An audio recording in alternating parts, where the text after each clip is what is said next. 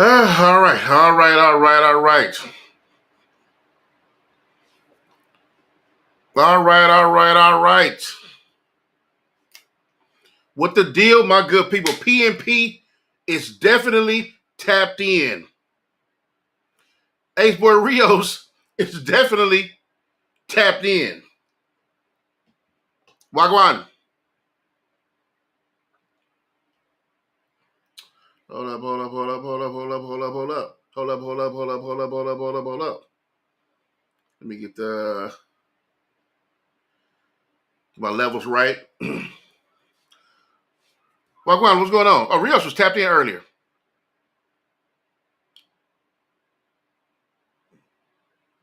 Killjoy 909, I appreciate you, man. I do appreciate that. Hopefully you can, and you can always catch the replay too.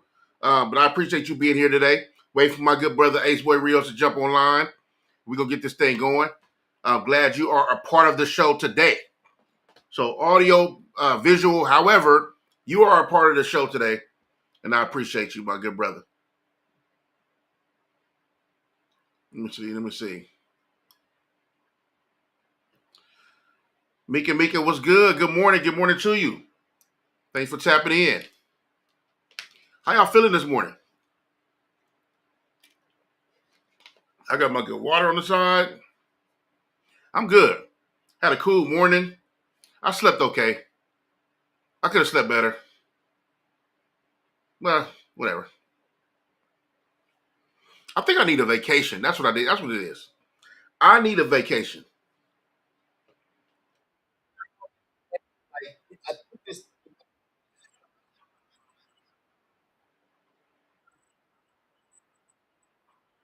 Like they rank it from 1, 2, and 3. Wait, what happened? Are you talking to me? No, I'm on live right now. Oh, okay. I'm like, what happened?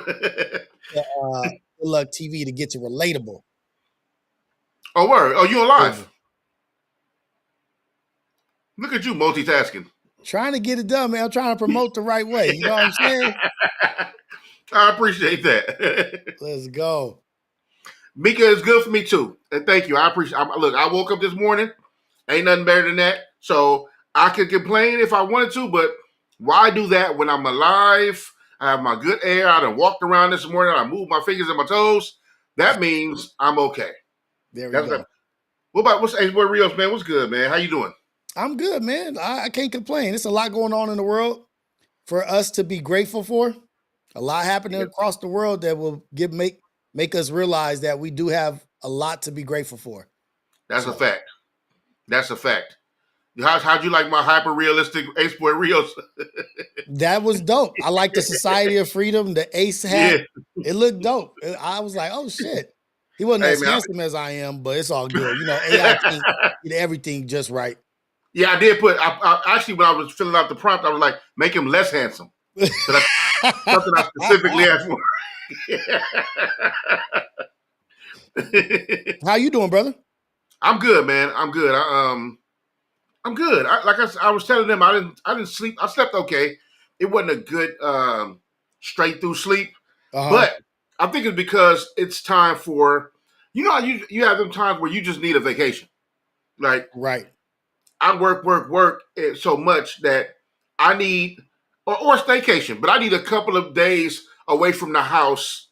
Me and the wife go somewhere, chill out, relax, eat some good food, just hang out. No heavy activities. Just like sometimes you just need to get out your bed, go get in another bed somewhere and relax. Maybe go look at the beach, maybe go do a hike or walk or something like that. And just, sometimes you got to get away. So I think it's about time I need one of those. You know what I mean? Like what do they call that stuff? They call it like a staycation. A staycation. You just need to like reboot, recharge. Yeah. That's what it is, man. I need to go recharge. And it's cool. What's cool about recharging is, say you and your wife go somewhere for a couple of days, right? Right. You feel awesome when you be ready to get back to work, right? You ready to be creative. You done got away a little bit. Let your mind reset, let your body reset, and then you can come in and kill it. You know what I mean? So I'm all for a staycation. I'm for a full-on vacation too. I could jump on a plane somewhere and leave, right? But Anything that don't also, work. huh? I'm with anything that don't involve work. That, that's really what it is. That's really what it is. I'm with whatever. It don't involve work. It's just eating and chilling. I'm with that. Let's go. Yeah, man. Sometimes you just want to go, but that's why I do love a staycation. I can't front. I love a good staycation because I get to go. Where we're in LA, we have the luxury of being around a bunch of beaches, right? Right. You can go stay on the water somewhere, or just stay outside of the city of LA. Maybe Airbnb, maybe a little hotel, nice little hotel room, and just kind of like enjoy the amenities. Yeah, absolutely. Good views, amenity. The weather is usually perfect all year round, right? So I think I'm in need of one of those. Oh yeah, book a cruise. So me and my wife, we got a couple of cruises. You know what? I've been on the Carnival cruise a couple times, more than a couple times. I've been to Ensenada, Baja, and all that. But I think I want to jump on. I want to do the whole 7 day. Different. What is it? You hop on a different Bahamas, Cozumel, and all the little different stops. I think I want to try one of those. I don't know if you've ever been on a cruise yet. I've been on one cruise and it was fun, but it was like a company cruise, not with like the family and the kids and the wife. Oh, word. But Okay. I think cruises are cool. You know what I mean? Like I think I'm easy. Like if it's got food, sun, and a pool, I'm good. I'm good, straight up. Ooh, I got to. Oh, we got some people tapping in. Okay. Yeah. Most of these cafe. Don't panic. I see Don't Panic up in here. Don't panic is definitely in the building. Yep. Sinatra Chapo definitely in the building. Is that Danielle? Danielle Love Garcia definitely in the building. Big Chef Super, Sinatra Chopper, Danielle Myra, Garcia, Love Yeah, being Mika. Everybody up in here. People falling up in Shaq here, man. Sierra. Hey man, shout out to y'all, man. Thank y'all for gracing us with your presence. We appreciate the cafe whenever they're in the building. It's family as usual. This So, ain't the cafe. Yeah. This is your chat. You got to name your chat. This is your chat. I know, but I know. I just haven't thought about it yet. That's your homework. I gotta get some cool names, huh? Homework. I know. I got a couple things I got to do. You know what I want to do too? I need a intro. Mm-hmm. First of all, here's the thing. I need an intro for the stuff I do. First of all, I need to schedule something because I do these things, but they're not scheduled. So people don't know. It's like I promote it, right? But if they can have a set day, they know that, okay, every Thursday he does this, or every Tuesday he does this, right? Like Relatable is on Wednesdays at 11. So even the new people can kind of, okay, they know if they want to see this, they can tap in on Wednesdays. But when I do my interviews, it's kind of random because I'm going kind of setting my schedule around other people's schedule in a sense because they're so random. Yeah. And I didn't want that kind of podcast where I just do guests every time. But I am having interesting conversations with the safe room and the safe house. Right. I call it safe room when I'm doing one-on-one, and it's a safe house when it's a panel of which you will do one day with me. Also, I want a panel with a bunch of dope individuals speaking on really cool topics. And like Joy, obviously that was safe room. Dr. Joy. Yeah, man, she's super dope, bro. She was breaking some stuff down on the pod. I think the people were blessed. I was blessed, and it was just a great pod. And I'm looking forward to many more, much more content with her as well. Also, she's trying to get more into the content space and do more. So I got to go get with her this week, and I want to show her the back end of how stuff works, like what programs and stuff like that. Maybe she got mics set up already. Yeah. She just needs to know what kind of program stuff and how does it really work and what's beneficial to her. So just like I'll be tapping in with y'all, with you and my man Curtis King, she taps in with me and maybe some other people she goes to see what's up. So, but anyway, man, what's going on in the world today, man? What we talking about first? Oh, no, never mind, I got it. I know what I'm talking about first. Let's go. I enjoyed your first IRL at Knox. I enjoyed that. Did you? And I think, yeah, I did. And let me tell you why. I think the people are so used to seeing you in these confined spaces, right? It was HBO Worldwide, and then it's you in the house doing your different mini podcasts, right? But to see you out and about with your family, that was a new space for a lot of us. Right Okay. now, obviously, I met your family, but so for me, it was still good to see y'all out in the world interacting, and they see these different personalities. Your mom's super cool. Your wife is hilarious. Like your kids have got their own personality. So I think that everybody enjoyed that, and that's something I'm looking forward to seeing again with you, just being out and about. I Hey, think that was super cool. it's something I'm looking forward to doing, and doing more of, like, and figuring it out. Like my daughter, she's a little not wanting to be on camera, so I got to make sure I keep her safe, For her sure, for space sure. safe and comfortable. She's going into high school. Yep. She's 14, so but I definitely enjoyed that. And the best part to me was my sister coming on and praying for everybody. Like she came Yeah. on and she did a prayer, and it was just like that space being able to for us to be vulnerable and comfortable being ourselves and not really trying to meet somebody else's expectation for us. Like we're gonna be honestly who we are, and this is how we are in real life. And so my sister, she said a prayer, and it was a beautiful thing for me to experience with the Ghetto Cafe and the people in the chat to be able to see that side.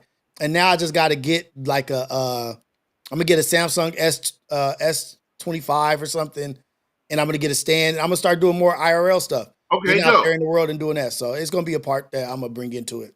Let me ask you this, because I was looking into that myself. Like, what do I need for IRL experience? Right. So I understand that it's not just you having your phone turned on live, because every time you enter different spaces, the internet shut down. Right? You need something, right? What is that thing? I noticed that when I look at like any of the AMP members or DDG or whatever, their cameraman they got the camera on the phone, and then they have Mhm. the phone with the cord, white cord, going to somewhere like a backpack or something like that. You figured that out? Like, what is it tapping into? Is it like a modem or a source? It's tapping into a source, a network, a modem, and it has multiple internet broadbands or whatever you call that. Where That if one drops, it jumps to another, and it combines them all into one, so your internet service is that much stronger. But what I consistent. and so you have like a backpack that has all that stuff in there. But with me, I just have my iPhone. That IRL that I did was just my Yeah. iPhone. No microphone, no light, no nothing. Just my iPhone on Streamlabs on my app, and just went Mm-hmm. live. And to me, it was good like that. Like you don't need all the extra stuff to start off, but as you grow and you get better in what you're doing, you'll see what you need and what you don't need. And I think Yeah. that's like such a benefit of where we are right now is we don't have to overthink shit. We don't got to overthink anything. It's like we have to do as much as we can with what we got to figure out what we like and what we don't like. What if we spend all this money on something and find out like, man, I really didn't even like that shit. I don't really That's even a fact. enjoy that. You know what I That's mean? a Like, fact. I'm gonna go get a whole new phone with a whole new phone line just for the internet and network, and then find out I don't even like doing that stuff. So Right. it's like figure out we're in a space where we could get our feet wet, and the viewer, the chat, they can understand like, hey, Lucc is figuring this out. He hasn't got his days, he doesn't have his schedule or his exact hitting every point. But when he goes live, he goes live. He's figuring it Yeah. out. He's gonna see Yeah. what suits him best. And I like that about where we're at. Like our chat is understanding with it. We don't I got no think that's team behind us. We right. ain't got no production behind us. It's literally us managing life, managing wives, managing families, and trying to be as available as we can for the people. And I think what does it does it justice is just going live when we can. I think you made the one of the most important things. First of all, thanks for saying that. So the people viewing, listening can hear also. If there's something they want to get into, I think that was some awesome advice. I think the key thing you said is the fact that no matter what, you started. Right? You didn't wait to get the backpack, or you didn't wait to get the whatever modem thing. You just turned on your phone like, I'm gonna go. You didn't worry about the signal dropping. You didn't worry about you just said, I'm gonna do it, and you Right. did it, and got an awesome response. From what I saw, you know what I mean. And I think that we everybody in the comments, we just enjoyed it, and it's something cool. And yeah, you're right. It's like your community. And when I say this, I don't mean like the cafe specifically, or my community, or whoever. I mean the community that taps in is very, very, very understanding of like somebody starting off something, right? They Yeah. understand that they're the first, they're in the ground level of a thing you're about to build or grow, and they're okay with being that. I don't think people tap in to look for the greatest color and signal and quality of phone or camera. If they did, most of these people wouldn't even have pages or any channels anyway. Right. So I think the key is you just started, and which helps me because it's like in this space of like starting my channel or really being trying to be consistent with creating content. The IRL part was the stuff I'm like, okay, then what do I need to do that? And Mm-hmm. then it's like, well, it's like, nigga, take your own advice. You told them you just need a phone, right? That's Right. what I told them, right? It's like now you trying to figure out what to do. You know what to do. You just now it's another thing. It's another fear of the unknown thing, right?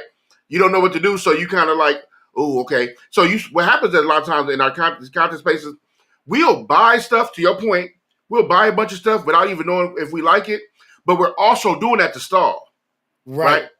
Because if I buy all the computers, all the laptops, all the monitors, all the cameras, and all the things, and you still don't know what to do, what did you buy all that for? Right? And Exactly. every influencer ever tells you all you need is a phone. Now, if you want to upgrade after that, cool. But all you need is a phone to do this. You know what I Exactly. mean? And hell, I think that was the greatest advice. And I'm inspired. I want to start doing my IRL because I watch you do yours. And I'm like, and mind you, I'm on Twitch all the time. I follow, Kai and all the cats who stream, right? And when you did that, I'm like, damn, why didn't I'm dude, you know what I mean?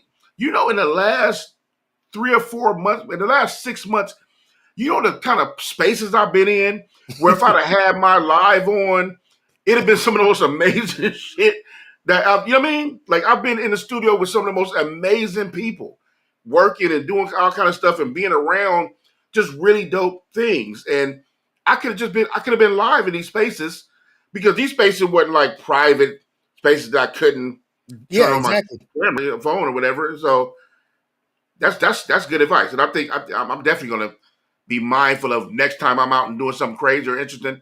I'm gonna go live. You should, I'm gonna do that because shit.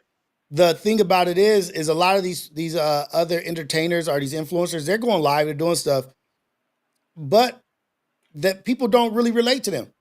They get to see Yeah, somebody that they relate to. You, as in, look, I'll line you up with anybody. Like, you're funny, smart, charismatic, engaging, and have a great conversational. You know a lot about a lot of things. I would line you up with everybody. Like, take away cameras, take away all the equipment. You bring more to the table than most of the people that have everything, all that shit. thank you. So Appreciate that. go into those rooms, they get to see themselves in those rooms when you go into Yeah, those rooms. They don't yeah, see themselves in those rooms and those other people go in the room, but when they see you, they see somebody they relate to, like, oh, that he reminds me of my cousin, he reminds me of myself, reminds me of my brother, whatever, my son, my father, whatever it is. They see that in you in those spaces, and it's like at a level, it's like Jay-Z. I'm gonna show y'all what a brother look like when a brother's in a room full of vultures. yeah, yeah, You know what yeah, I mean? yeah. I'm gonna Yep. show you what a Mm-hmm. brother look like when a brother's in a rosa, like Mm-hmm. a Testarossa. And that's the beauty of what we have, the realness. Yeah. And bring the people along for the story. You tell you made me think about something. Let me tell you that it's a thing you have or you do that I absolutely love, but I'm also a scaredy cat, so I don't really tap in. Oh, So, dude, I absolutely love the concept of the R files. oh shoot. Let me tell you. So, like, I'm all for like conspiracy theory stuff, so I'll tap Yeah, in for that. I'm like, okay, yeah, conspiracy theory, deep stuff, whatever. But anytime you get to talk about like demonic something, whatever, I'll be like, fam, I don't want to see nothing crazy. Like, so yeah, my thing is, yeah. so let me just tell everybody who don't know. Me, Lucc, which I'm not ashamed of, I feel no way about it. I don't do horror. We're talking about film Mhm. category, Right, right, genre. right. I don't do horror. I can't. It's not me. That's not my thing. I don't do it. I won't do it. That's it. Now, horror, like sometimes the movies mix the genres up, right? For example, I personally love Final Destination, right? But to me, that's not horror. That's more so thriller, And it's gory, bloody, gory, thriller. That's not really horror. But when it comes to like demonic dolls and monsters, stuff, yeah, no. I can't do none of it. I don't care. And so when you the last episode you did R Files, and I read the title, I'm like, oh yeah, no, this ain't the one for me. But I absolutely love the fact you have that. I think Yeah, that's so dope to have the R Files, man. And I think that you're man, you literally have a network that you created a network of just dope ideas and concepts. And not only are you, it's like it's one thing to talk about all these things, but you're doing it. AM Waco Rios, relatable, reality check, the syndicate, the R files, the ones where you game with your youngins, yep, gaming. Now you get into RL. Now you take it to a whole nother level of going out, showing different stuff, whatever. Bruh, that's a lot of stuff. yeah, it And I is. mean that in a very good way of just like you give people a lot of stuff a lot of ways to grow with you, to learn with you, to get into the personality of who you are as a person, right? They know that when they tap in with you, they don't get a caricature of a person or a shell of a person, somebody acting like he's something. They like, man, they saw your family on camera. They saw you talk about real stuff on camera. Like they see you laugh on camera, be goofy and silly on camera. I think it's a real treat with on this side of the internet with how we're doing our content. Right. You know what I mean? And to your point, people are relating to that. Everybody doesn't want like the latest in drama or violence or whatever the case may be. I think people just want to go somewhere where they also feel a part and loved. Also, right? The community. I don't want the community to feel separate from what's on the screen. Mm-hmm. I'm really big on that. I don't want the community tapping with me. I want them to feel like, oh, at any given time, Luck will be like, hey, jump on stage. Right. You know what I mean? And then let's all chop it up about whatever, you know. So I think that's dope in itself also. But you're doing an amazing job, man. I had to tell you that. Thank you. Awesome And job you're doing. what it does is, what I figured out is why not do as much as possible because I saw that people were boxing us in, not just me and you, but just in general, boxing us into what they saw. So if I was Yeah, on Ace Boys Worldwide, I was boxed in Ace Boys Worldwide. So they only get to see that facet of your personality.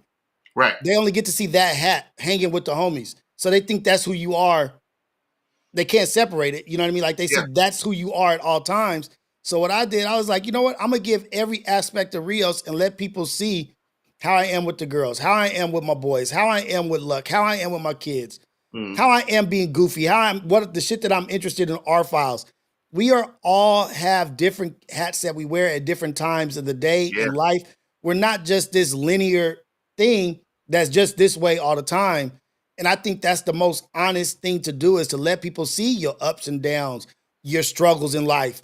I'm trying to do this. Our files, this last one, it wasn't to me, it wasn't that good because the videos I pulled up were kind of boring. But Okay. it leaves room for the chat for the people that are watching, like, hey, Rios, this ain't it.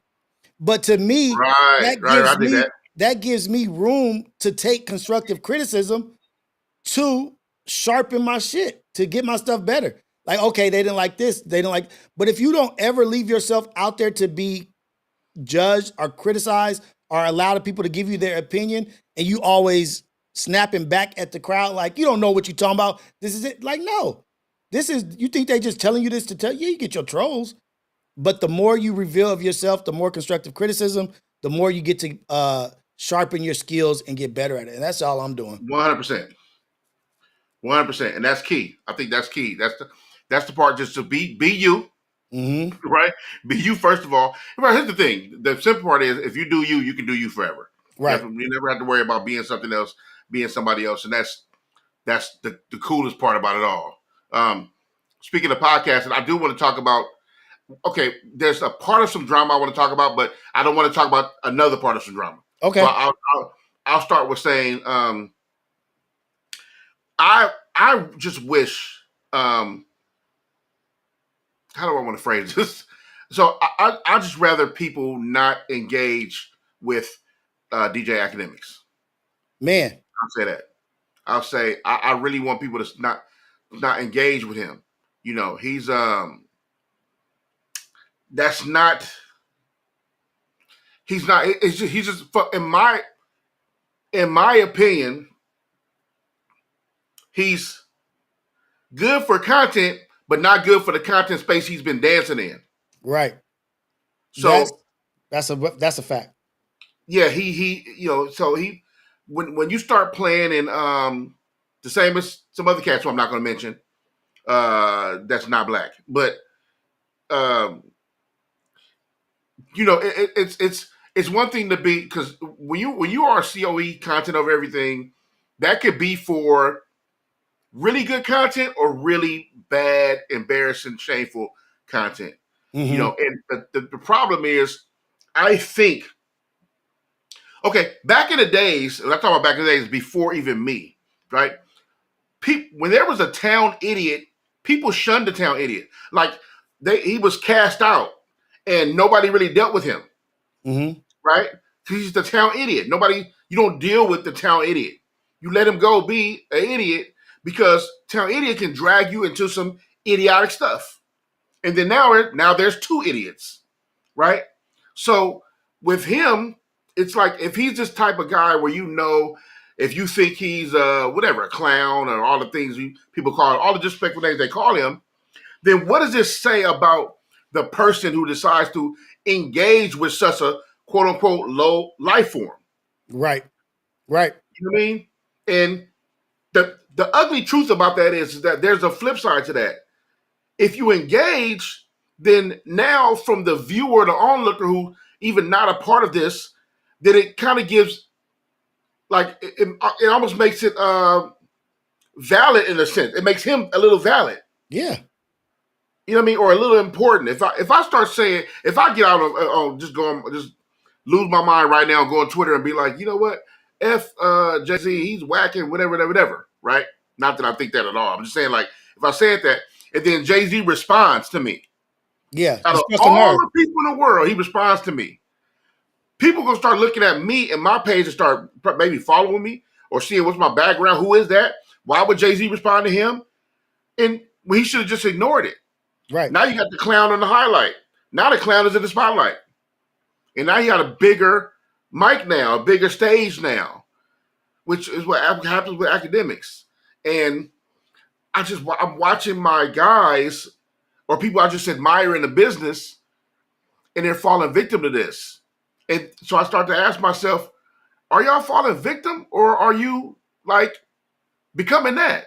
Yeah. Is that what you want to be? Is that what you're willing to be? Is this what you aspire to be? Because if you look at the ceiling of what he is, or the ceiling of what that other platform is, that's the ceiling that you want to aspire to be. That's what you want to engage with. Like, you play with a snake and you're gonna get bit. It's not the snake's fault. And that was a great outlook of the town idiot, right? But back in the day, long time ago, the town idiot was just the town idiot. And once he got shunned, he just looked for another town. But now the town idiot has a collective of town idiots that supports him. So he's platformed by a bunch of other town idiots, scoring squares, like just low energy, that are supporting him, that are, oh, you crashed out, oh, you drinking, you going at it, you doing it. They're supporting academics in that sense. So he has a collective of scoring squares that support him. You know what I mean? I know. And so the thing is, back in the day, you was just isolated by yourself. You had to either get better, or you just had to deal with being shunned. Now you can be that and be supported by people that relate to you being an absolute foul individual, and people have no shame in supporting you, and they get to support you with no face. So they get to support you without any recourse. And that he's found his niche in that. But to me, it's a perfect opportunity for FMW, back on Fig, a community, whoever it is, to separate yourself from this shit over here. Like, you know what? That's the shit y'all want to engage in, but we're trying to grow and promote beyond what your ceiling is. Yeah, you may think of us as lower than you right now, and that we don't have as many views as you, but we see a future that's bigger than what you have. You've plateaued. You've hit your ceiling. What I'm trying to do is be better and be greater, and to inspire people to be better and be greater. And right now, if they don't dive into this and like feed into this name calling bullshit, as we're too old to do this rhetoric of going at each other and, oh, you this, you fat and stanky and Yeah. this and that. Oh, you ain't got this, your arm ain't work. Like, we don't have to engage in elementary rhetoric. It's elementary. And so what you can do right now is put a light on yourself while the light is on you, while he's talking about you, to say, I separate myself from this complete idiotic bullshit that y'all are in, because I'm trying to elevate to a better space. I don't have to do this shit with y'all. Y'all can talk all the shit y'all want. Y'all niggas is losers in real life. Y'all are losers in real life. I don't have to answer to who I crashed out on lately. You ain't crashed, like, what? If I crashed out on someone, you wouldn't know about it anyway. Right. The shit Right. we do in the street stays in the street. You trying to mix street shit with this pod shit, this streaming shit, because you don't know nothing about none of this shit, really. And you They're just trying to convince us. trying to They're convince trying to us. convince us that the internet's the streets. Exactly. And so it's a great opportunity. I hope they don't miss the opportunity to look professional and be like, I aspire to be more than you, actually. I don't aspire to be you. So I don't dance or engage with people like Yeah. you. I'm looking at the greater thing. I'm looking to be this person, or emulate what Tyler Perry did, or what this person did. I Wait, want to what be Tyler? like, You talking about what Tyler Perry recently did? no. Build up a well, shit. No, let me stop. Or Oprah, or somebody or a Nick. Let me say a Nick Cannon. Like, I aspire to be a Nick Cannon. I aspire to Right. build some shit that's productive that I could bring other people on. I see you. You're just by yourself. You just represent you. I want to represent my people. I want to represent my community. But when you don't do that, and you engage with people that should be focused on building out, now they become what you are. And the more you engage with that person, the more people box you in and marginalize you to be an academics, to be a Adam, to be arguing online all the time, to be a whack 100 fighting, arguing. Is that what you want? Is that what you want? Or do you want to be looked at like, I'm tuning into these dudes because they got their ear to the streets, and they're building, like, you arguing with this dude who's at home in his shit. T-Real has a family, kids, a wife, a woman of a long-time relationship, a wife, building a company. He don't have nothing to lose. You got everything. Everything you got is what he wants. Don't stoop down to this level of debauchery type bullshit. And Wave got that's what I think that's what Rios is talking about. Well, not specifically, but I think that's what he's saying also. Act is not the only one, right? And he's talking about somebody who does. T-Rail on the other end of it, and I hate to bring up names in this thing. I'm just generalizing here, but since you said it, right? He does have a family, and in my opinion, I wouldn't be going back and forth with him, right? So I'll let these cats do what they want to do. I wouldn't be going back and forth with DJ Academics. That's not never happening. But yeah, all of whoever is doing it is not. I use Academics because it's the latest. It's the latest. It's the latest, and who I look to infiltrate it on a bigger stage, out loud, and I can't literally say first. But I can say I haven't seen it like that the way he did it. So I brought his name up because I opened the internet today. He's on there talking about some more people. Talking about, Cali and gang banging and all that. And I'm like, yo, that's dangerous. And people think, just because maybe somebody ain't got killed lately or beat up lately in some regional beef, that don't mean it won't meet you at your front doorstep. And that's the crazy part. It's like, don't play streets. Don't play them. Because on the other side, a lot of people ain't playing. A lot of people are street niggas who started podcasting. Yeah, but once you engage, you give the opportunity for that person to disrespect 100%. You at 10. You that's engage why And You that's why, to engage your with them. point, nobody's off the hook. Nobody's off the hook. If you Nobody's off the hook. engage with me, I can say whatever I want. Don't For play that sure. game where somebody can disrespect you to 1,000 and then you have to react or you have to be this way. I don't want to play that game. I don't want you talking about this. I don't want this and that. Now, I don't know what's going on behind the scenes. I don't know shit. It could be a play. I don't fucking know. I've heard people come out months later after they've done something and say, yeah, we was just behind it doing this and that. Like it was chill. We was just making content. So I don't know. But I don't want to play no pay-per-view games. I don't want to be selling no tickets to a pay-per-view event. What you get is what you get. What you see is what you see. You don't have to think too much further than what I fucking said. Take what I said for what I said. That's why I don't. And mind you, we don't here at the Relatable Podcast. We don't get into all kind of that beef drama, internet drama, podcast beef, or none of that. I just kind of, it was on my mind to be like, yo, that ain't the way. You know what I mean? Because I was just telling Rios, it's easy for me to get on this. It would be easy for me to turn on this camera, look dead in the computer, and start talking about how I really feel about most of these rappers. Or who's doing what actually. Yeah. Right? But that's not going to serve me no good because I live a very peaceful life. I got a wife who loves me, a son who loves me. I got family who supports me. I got a church who supports me. My good brother Rios, who's my friend, he supports me. We're building something dope together. Like I have things in place to set my life up for the greater good if I just continue to keep going. Right. Why would I want to disrupt any of that because of some internet back and forth with people I don't see anyway because I'm rarely outside. Right. And if I am outside, it's to church or with my family somewhere or my friends somewhere where we're just doing our hanging out thing. But I'm not just everywhere outside. I'm not just as accessible as I used to be. Mm-hmm. Right. Mm-hmm. So my thing is that that's why I keep my mouth closed no matter what I be thinking. Look, I have been ridiculously transparent and vulnerable when I turn this camera on to the community, right? I done prayed for people.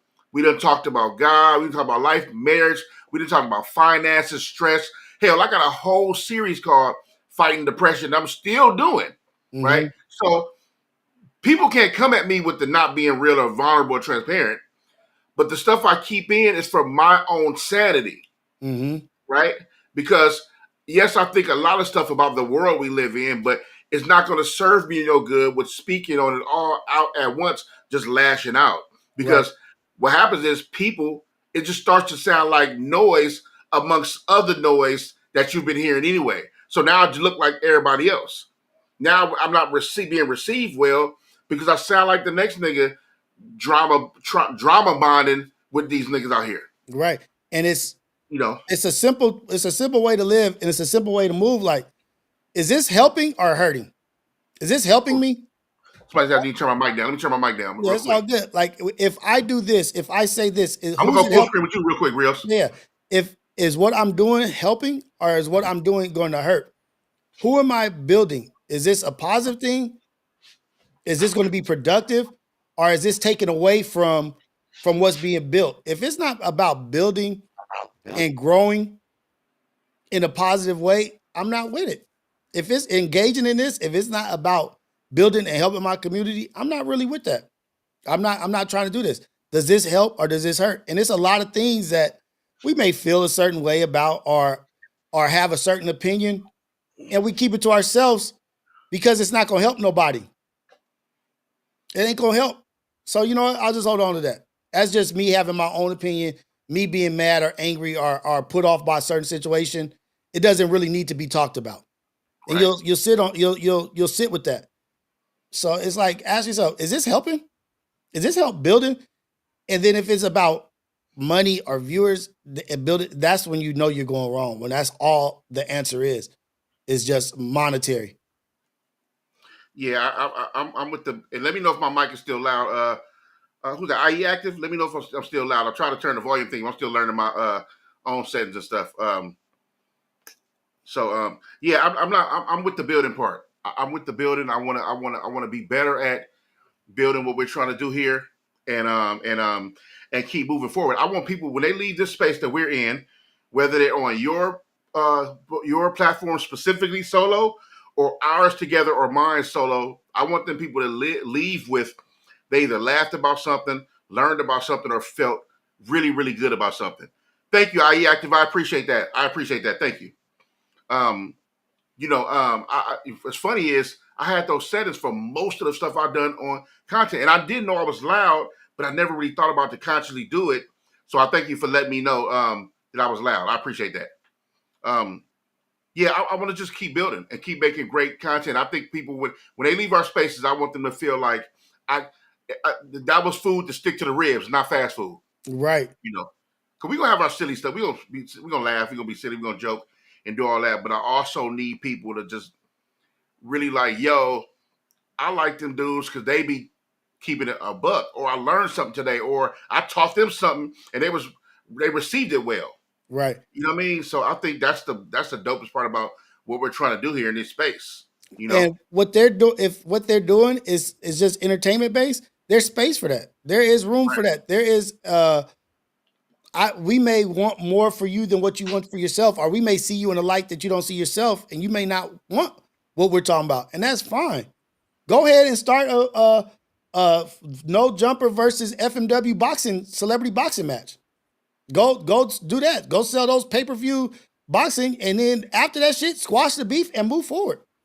If you really just doing entertainment, if it's just entertainment, set up a celebrity boxing thing, whatever. Send some money to some charities, some funding or whatever, and move forward like that. Smack academics, T-Rail versus Adam with the Philly shell with the one arm down. You know what I mean? Like, and block it with his shoulder, and academics versus or AD versus whoever. Like, if you're gonna do it, go ahead and build out of that shit. If that's what y'all looking for, that's the entertainment stuff, and this whole war versus war shit is just pay-per-view. Go really do a pay-per-view event. You make a bunch of money if that's what y'all doing. Yep. If there's some business to be done behind that, cool. You know what I mean? I won't ever be involved, but I'm saying like there's some good business to be involved with that. You know, do that. But I think if it's not really real, too, to your point, right? If it's not at a point where when I see you, it's on site, which I hope it's not, because I don't want nobody to be on I that. don't think it is. But I hope it's I don't not. think so either. So if it's not on that, then I don't want to.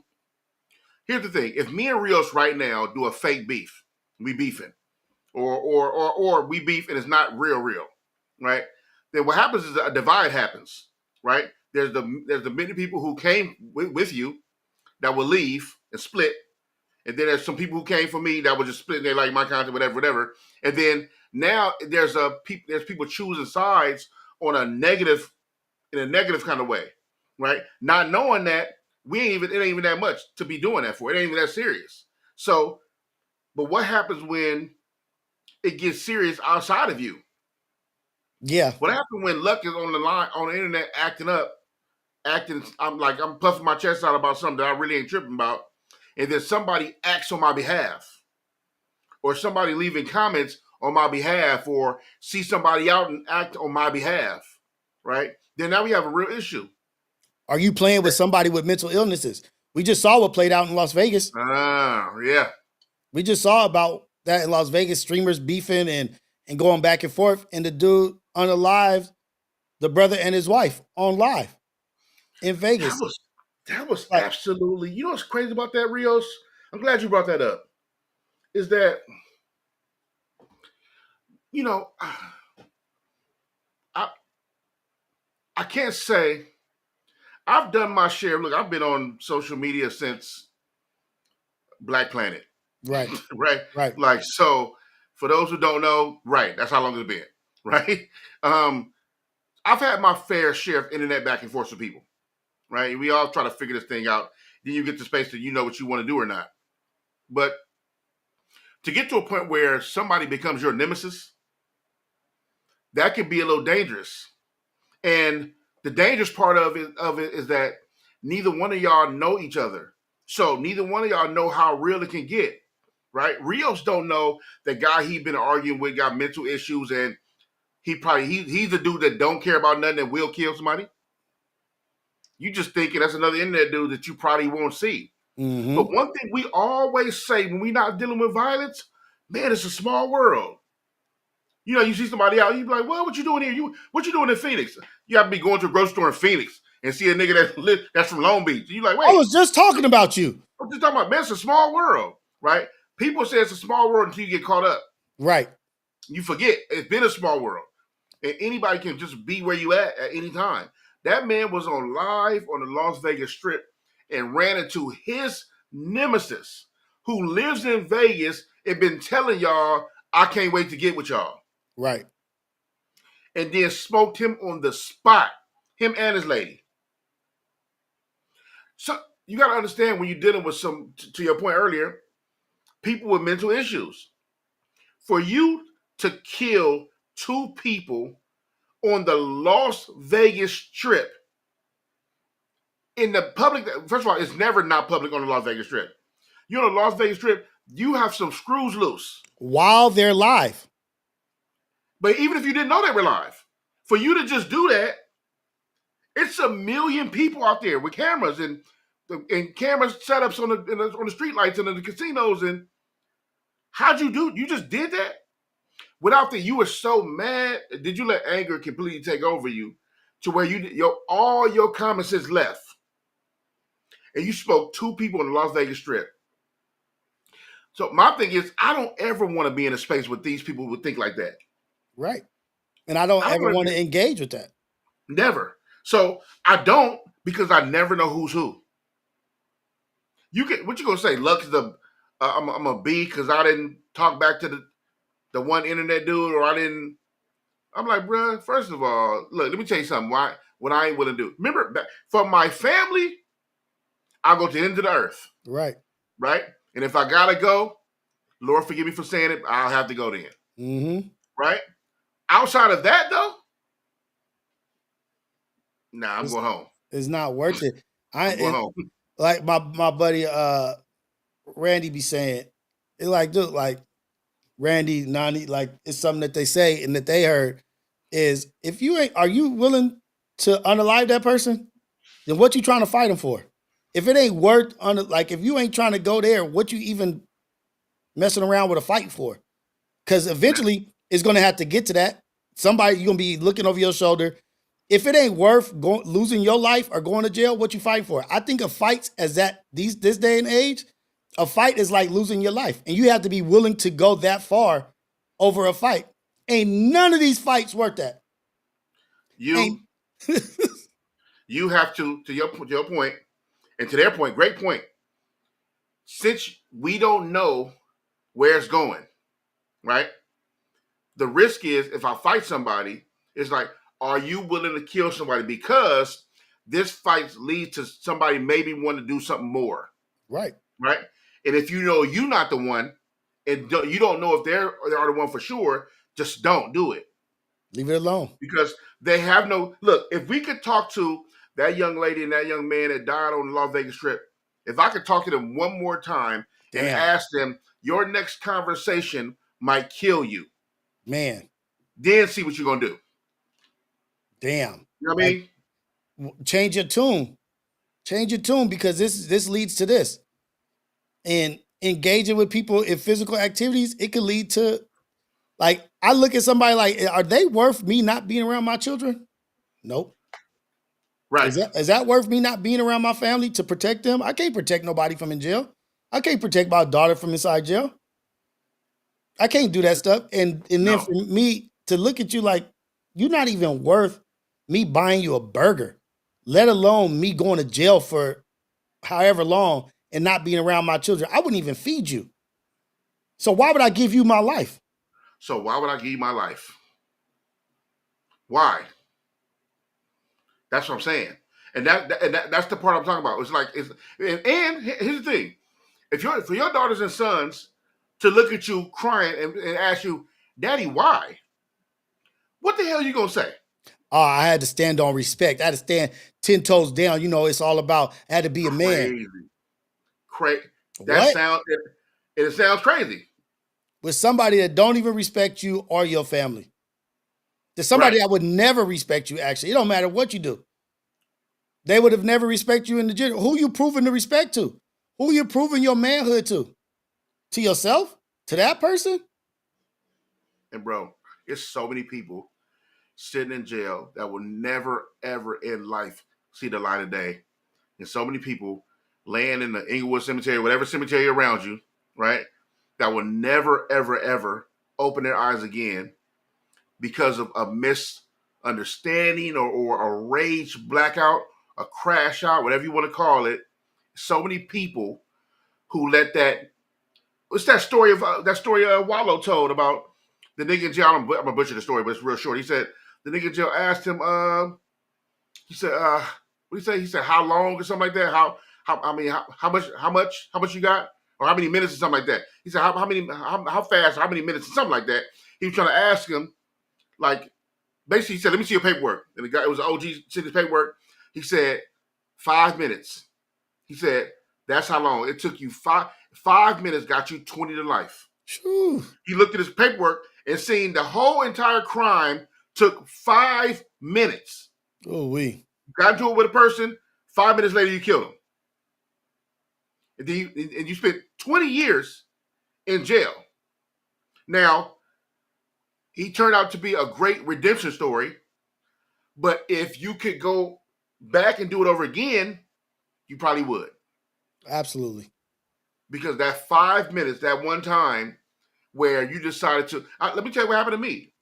To this day, it still bothers me. And I prayed about it. I tried to get my mind off it. I talked to my pastor about it. To this day, it still bothers me. Last year, around maybe end of summer, going into fall, I was going to a UPS store with my wife in Culver City, and it was kind of a store where they only let a certain amount of people in at once, so 4 people at one time. So my wife was already in the store, and she came out and got me, and it was a line in front. So the people thought I cut the line, but she was coming outside to get me so we could trade places, Yeah. right? So I'm in the store and I did my whole thing. I came out, and this white dude was in front of the line. He said, next time it's a line, like next time, don't be so rude in line. And I turned around, I looked at him, and I said, what? He said, there was a line. There was a line. I said, but you don't even know what was going on. You don't even know what. First of all, I shouldn't even did that. Mm-hmm. I said, you don't even know what was going on. Like, you don't even know what happened just now. My wife went in there, and he said, there was a line. I don't care what happened. There was a line, and you were rude and whatever. And I said, what? And I started walking up. He said, back up, back up, back up. Like, and I'm like, I'm sitting there, my family in the car, and I'm like, oh, he's trying to make it a thing. Yeah. Right? Because it ain't that serious. Nobody in line is tripping. But you are. And he said, back up and reaching in his pants or jacket. Now, I don't know if he has some or not.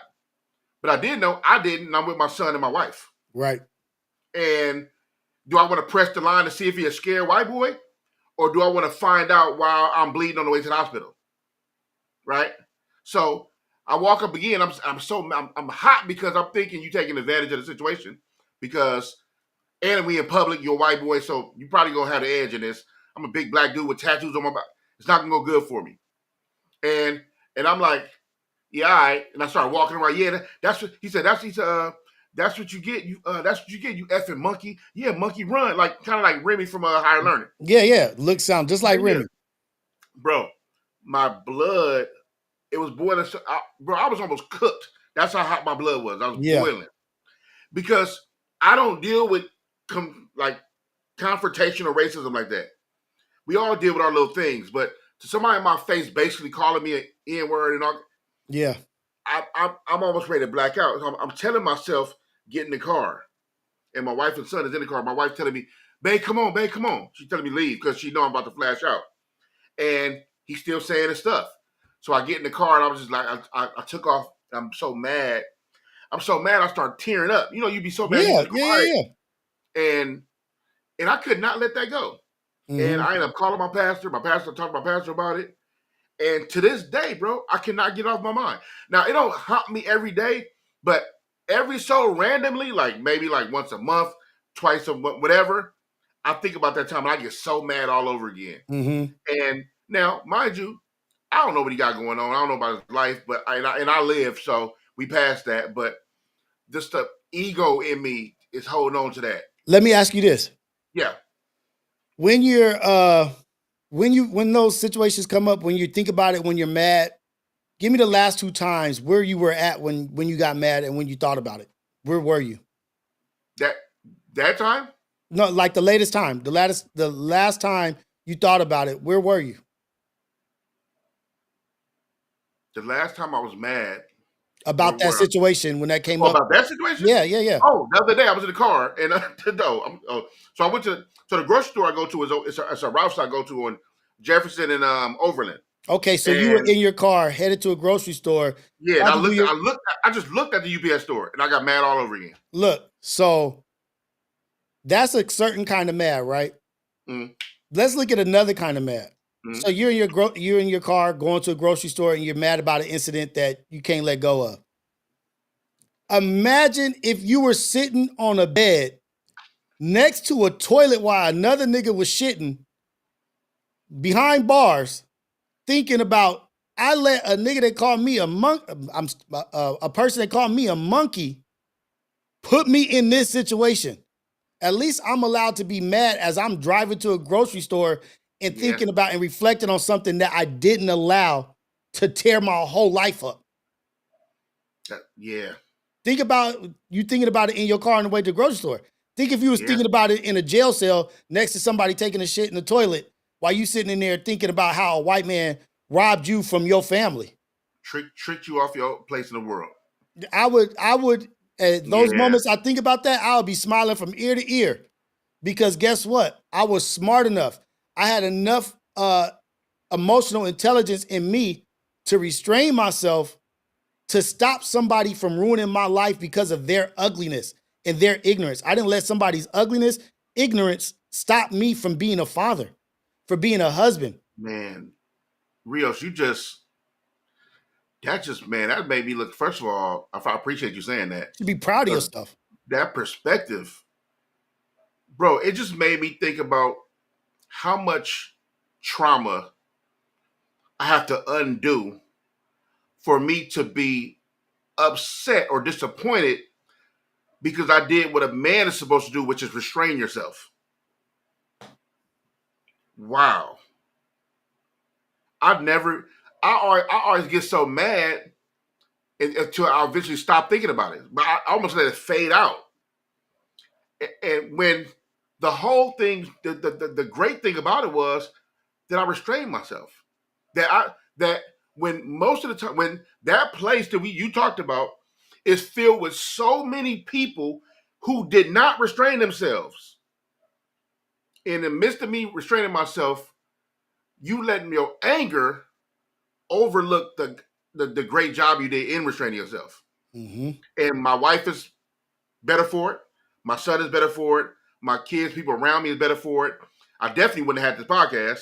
We definitely wouldn't even been as close as we are. Mm-hmm. So many things wouldn't have happened if I just flashed off and did whatever. That should be a point of when Yeah, was the yeah. last time you impressed yourself about yourself? When was the last time you That's sacrificed your pride and ego for the betterment of your family? yo, yo, this nigga Rios. You are messing me up right now. You should that thought of what you did should bring you to tears. Like look I at was what gonna ask you, are you my therapist? look at what God allowed me to do. God gave me the tools and the weapons to not let weapons formed against me to prosper. All right, man. You gotta chill, bro. Yo, you got That was a weapon formed against you, and it didn't prosper. And it allowed you to be a father. It allowed you to be a husband. Look at all the great things that happened because wow, you didn't allow that shit to beat you. You could easily beat his ass. You could have easily wow. done that shit, but you would have easily been in jail. Look at what you did. Look at what you overcame in a moment that is so easily to spaz out. Look at what was created out of that. Look at the life that was created out of that. Look at all the positive, all the good that was created out of you saying, no, devil, not today. You almost had me. But guess what? You know what? You did have me feeling guilty about this shit. But today I Yeah. released that shit because I won. I won. Yeah. I released That's it. that feeling, that Today I spirit release it. of guilt. I released that shit because guess what? God brought me through that situation. That's why. That's why you. That's why the devil's so tricky. And I don't blame the devil for what I did, but I do the trickiness where he'll have you stay in a certain kind of mind frame or rely on a certain kind of guilt for you to stay in that space. Because when you're in guilt and shame, I talked about this before. When you're in guilt, shame, depression, stress, you so that allows your body to not be in your full self, and you start acting out in ways you're not supposed to act out. So in my restraining myself, instead of realizing the way that God will be pleased, and when you restraining yourself, you're too busy helping the devil enjoy watching you sit in your uh, regret about it. Right. Like I didn't succeed in the moment to get him to do what I want him to do. But guess what? I still have him thinking about it, and he's snapping on his wife because he was just thinking about that 5 minutes ago. Or he might not be in a good place right now because he was thinking about that shit 10 minutes ago. So now he don't feel like eating dinner. Now I'm not hungry.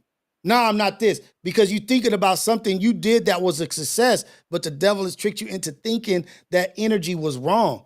But you know who lost? That dude who said that, he lost because he looked like a complete idiot and a damn fool Yeah, in front of the world. And he has to go home and deal with his ugliness. yeah. He couldn't get me to do whatever he wanted to do. He angered me, so that was one thing. But he couldn't get me to full on go along with whatever he was trying to do. Thank you And for giving me the test. Thank you for testing me. Thank you for putting this test in my life, wow, Lord. Because if I could walk past that, what can't I get past? You have shown me the strength that I have inside of me. If you I just can messed do me up, that, bro. what can I not do?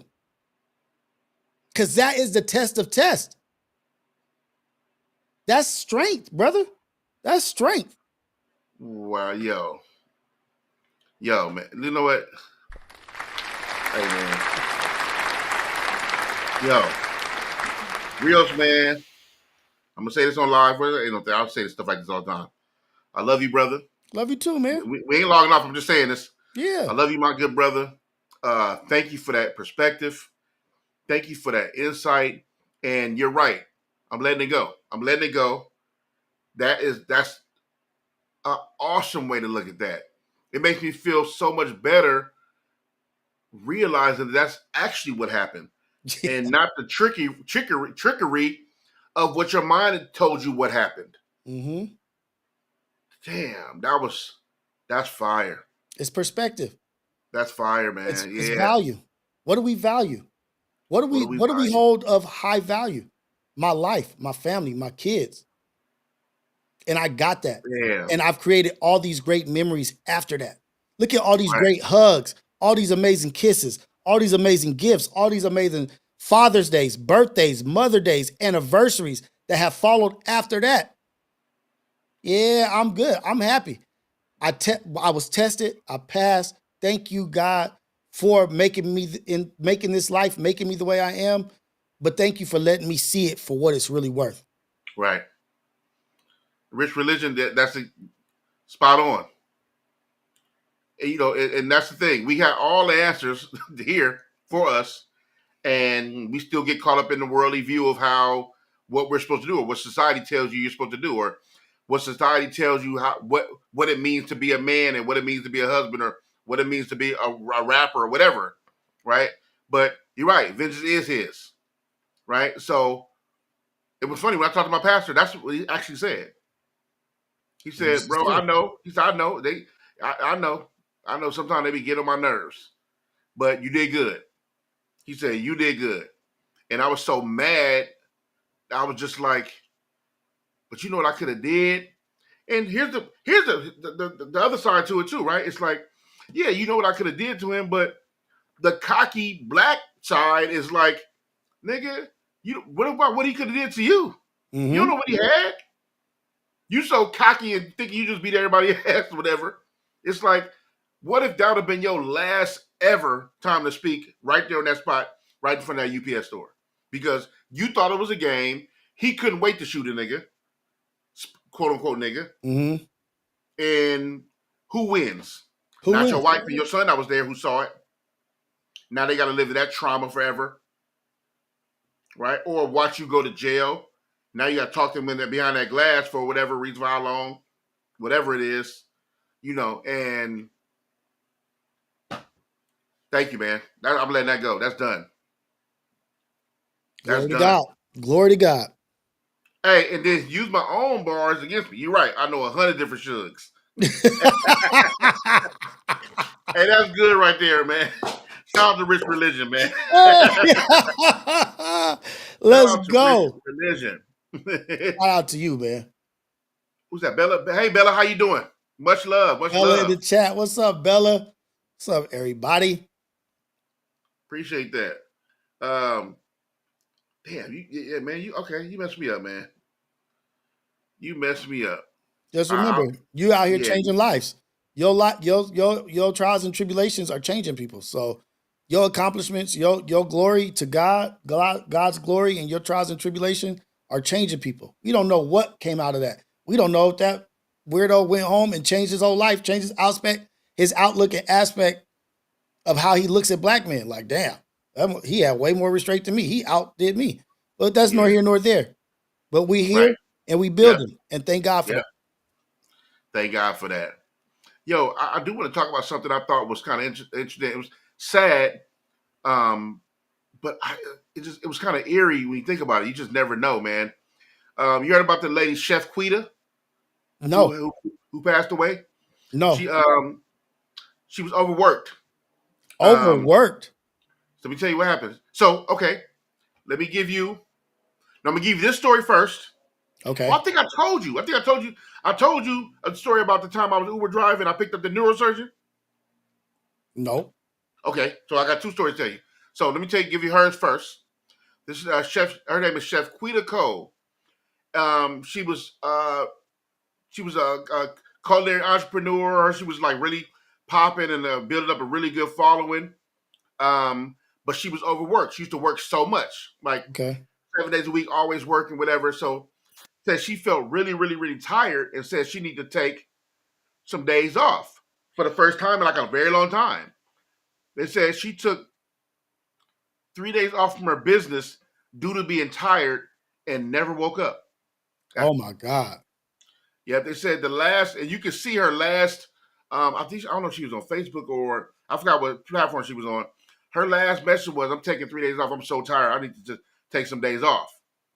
And man, She was that's it. exhausted. Yeah, it's like so. First of all, rest in peace to that young lady. That's it's sad. It's such a sad story, And I think we as these we especially since social media era, we've been taught to you know all the sayings, right? I'll sleep when I'm dead, Right, right?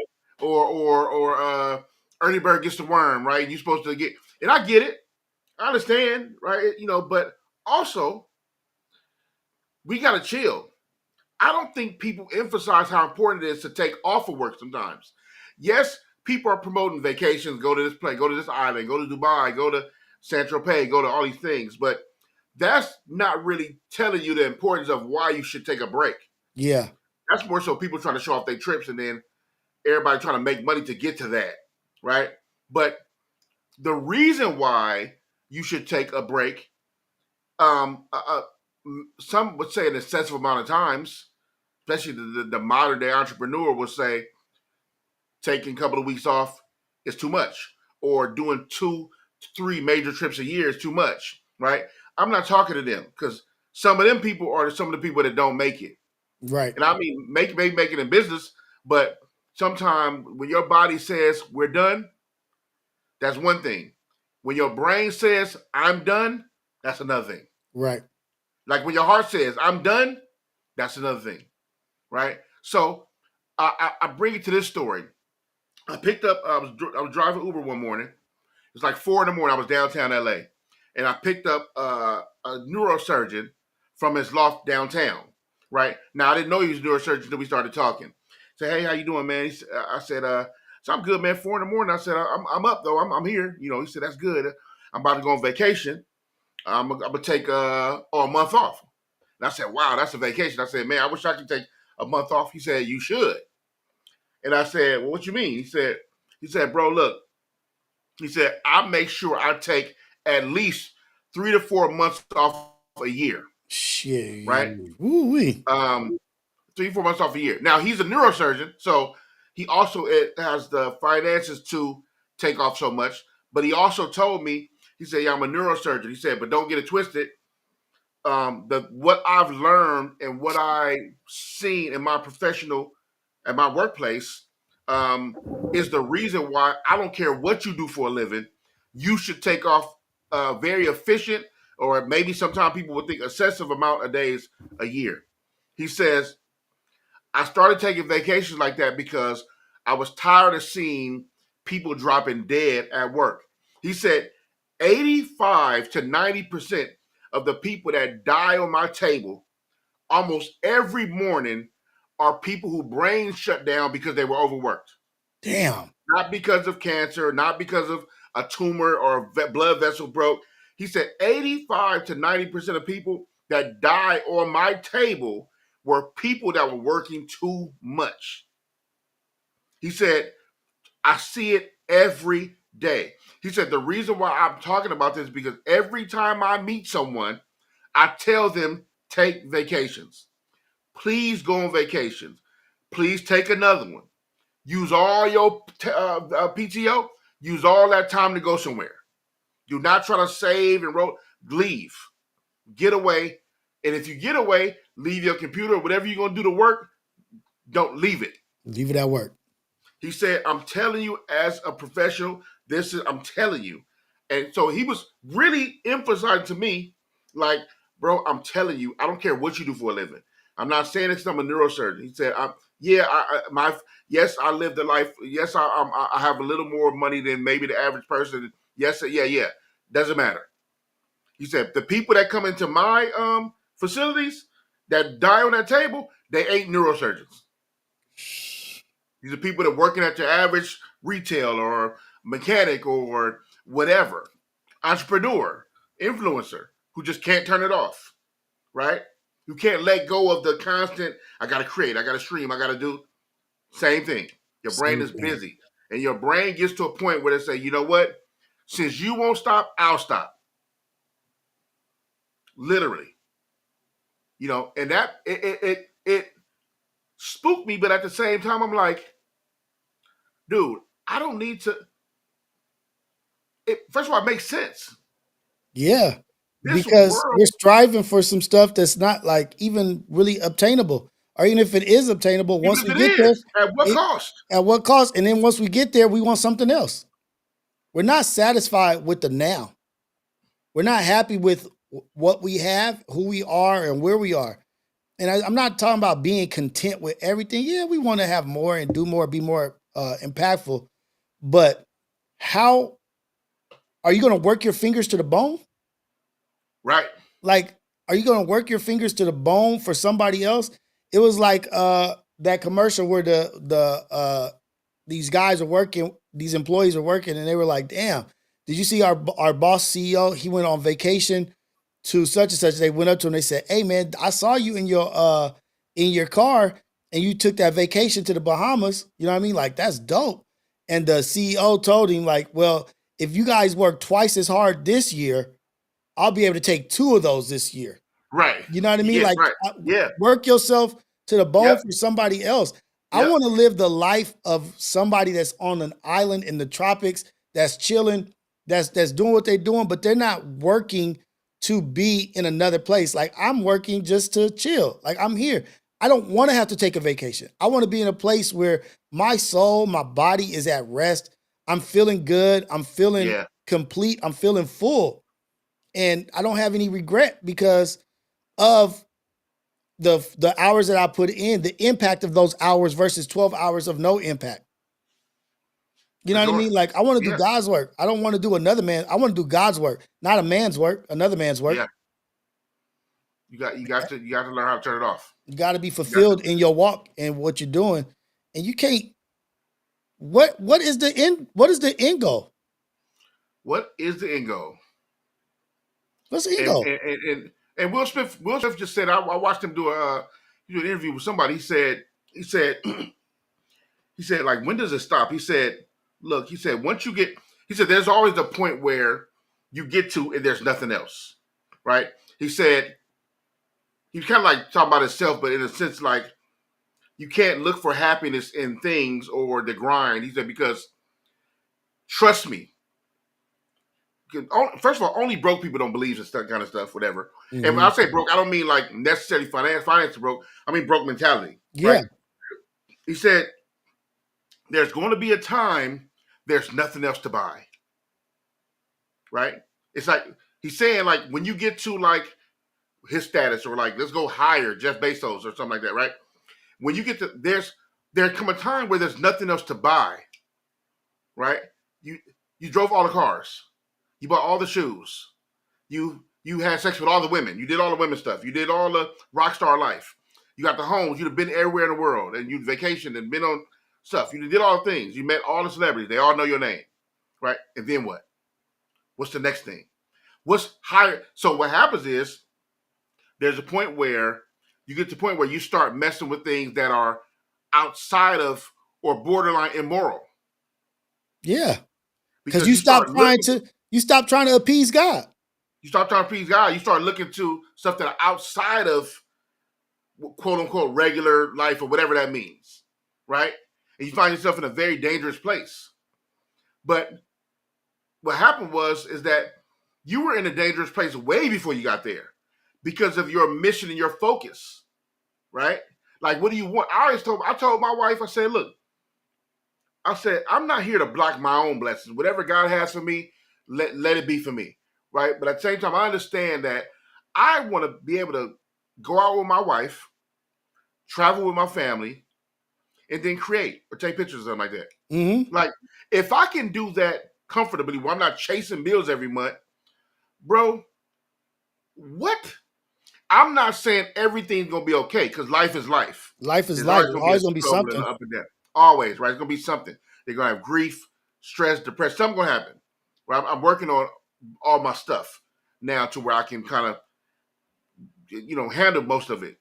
But you can't be in it for the chase of like the next big thing, because the next big thing never comes. Like, you can only buy, like, what do you buy? When you're Jeff Bezos, what do you buy? Some broke nigga gonna say, well, buy another house. Nigga, what? Buy You another don't even car, what? utilize the house that you in. So that's why you get cats like Jeff Bezos and Elon Musk. Okay, we bought everything. Let's start playing with humans now. Let's start playing with the human race, Mm-hmm. right? Let's start messing with like um, Monsanto crops or something like that. Let's start investing in like depopulation. Like, Right. how can we start depopularize the country, because there's too many people now. Because what happens is, to your point earlier, these people start to play God now.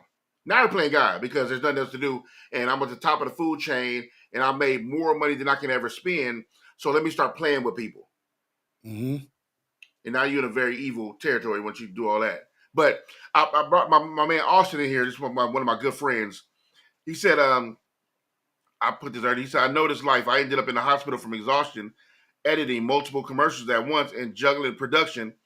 I was about to do, or juggling a production I was about to direct. Never again, it ain't worth it. Now, Austin, a very successful director, filmmaker, and photographer, also amazing human being. He's a creative naturally. One of my good friends. I remember having a conversation with him about, because Austin lives downtown, and I remember having a conversation with him about the guy who I met, the neurosurgeon. And Austin was the guy who, what's the next job? Mm. What's the next job? Oh, boom, Yeah. I'm doing commercials. You could have got paid something crazy for the last commercial, but hurry up and jumped on another one or another production or another directing another thing. And that put him in a hospital. He wasn't stressed about but definitely wasn't stressed about money. Mm-mm. He got a beautiful fiance. Definitely wasn't her. Live a nice life, right? Great family, right? And one day you wake up in the hospital because you were doing too much. Right. He said, never again. 4 hours of sleep for 6 days straight. His eyes, tunnel vision, start to lose the light. You, bruh, That's right? horrible. We got to chill. We got to, and I think. Look, she said I was tired. She was taking vacation for 3 days and never saw the light again. Never opened her eyes again. Her body was like, good, it's over. It's over. And I don't mean that in a, comedian. I'm saying like her body shut down, like you're Yeah. done. Hope it And was. I hope it was worth it. who's to say if she didn't go to sleep, didn't take that vacation, that it wasn't going to happen at work?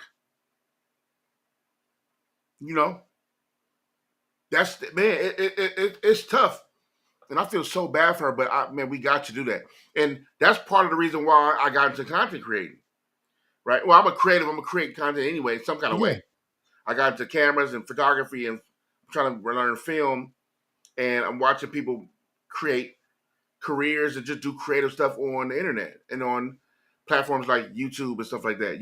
So that also gives me a sense of freedom. If I can move to this, I know it's a lot of work also, but if I can move to this and give me a sense of freedom to where I'm creating, making something super cool, and I want to get it to a point where it starts to run itself. That's why YouTube is such a dope platform because your videos always count. Right. So even a video that Rios may have did 10 years ago, the more he gets popping, the more people look at the old content, money comes from that too. So it gives you kind of freedom that I'm looking for. I think in life, that's what I'm looking for. I'm looking for not freedom outside what God wants us to do. Mm-hmm. Definitely not that. I just mean like the freedom to not necessarily count on this world so much, or let me count on hard labor that may kill me one day. Mm-hmm. You know, and it's tough.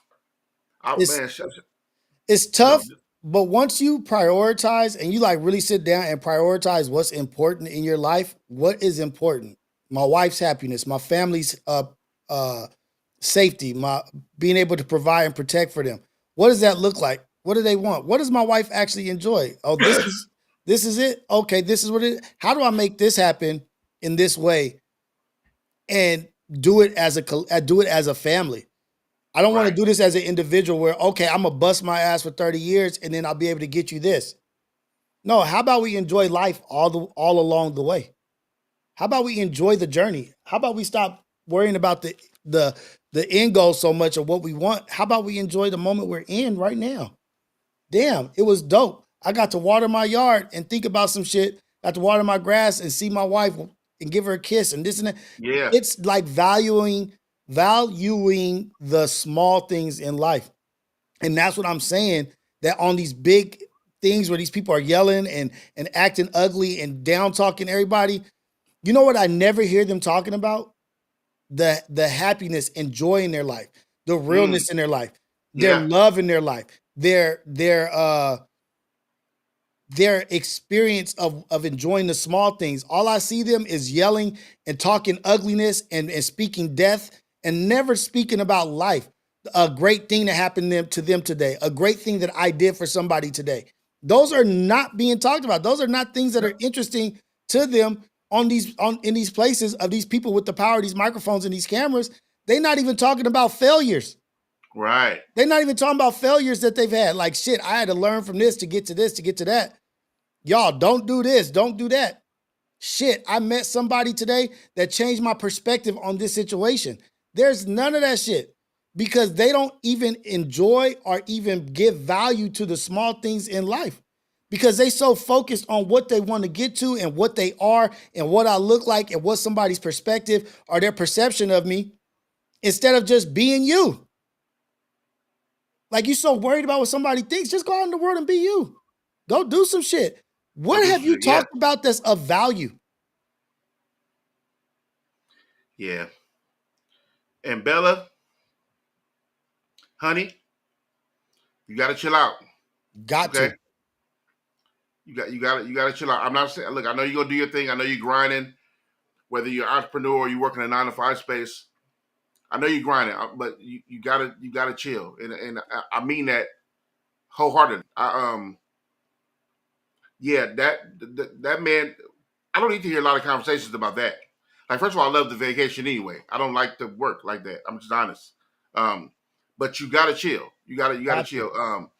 You never know, and sometimes your body. Sometimes as humans, we don't realize the signs when your body's telling you chill out. When your body's telling you that, hey, you got to sit down somewhere, right? Sometimes it ain't just about being tired, right? Because what happens is your body starts to run on autopilot because you're training it to stay up way longer than it's supposed to, right? So your body just moving like a robot at this point. That don't mean it's not exhausted. So that means if you got 2 hours of sleep last night and you jumped up and went to work and everything, you think you feel fine. That's your body reaction to the way you're training it to be now. That don't mean it's cool. That just means it's muscle memory, Right. right? So though you may have jumped up or though you may have knocked out a crazy work week or whatever, and the hours seem crazy, nah, like you got to chill. And what's the point of having all that vacation time, personal time, and all that stuff if you ain't using it? If you ain't using it, Go somewhere, go or just go chill out. Take a couple of days off and get into like a hobby. What's a thing you like to do? Some people like to cook. Some people like to draw. Some people like to paint. Go out, go hiking, go walking. Take a couple of days and go do that because you are just you got all this vacation time accrued and you ain't doing nothing with it, right? So I think first of all, I don't need to hear from somebody outside of a neurosurgeon telling me to go vacation. right. And I that's don't the know. thing. You know what I mean? That's the thing too. Is like if you look at it scientifically, health wise, everything emulates what the body has God has already created. Right. Everything that's invented is emulating something in the system, the human system. Yeah.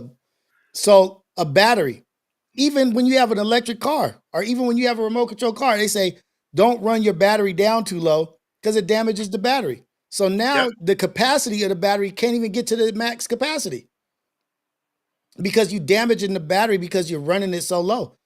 Now, as a human being, you're running yourself so low that you're actually damaging your body. And now you've also messed up the capacity of your battery. You used to be able to operate at 90.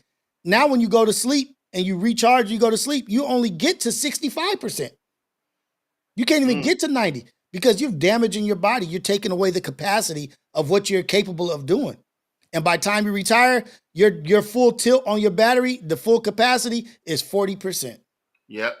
You can't even Wow. get what Not you even used, half. not even Wow. half.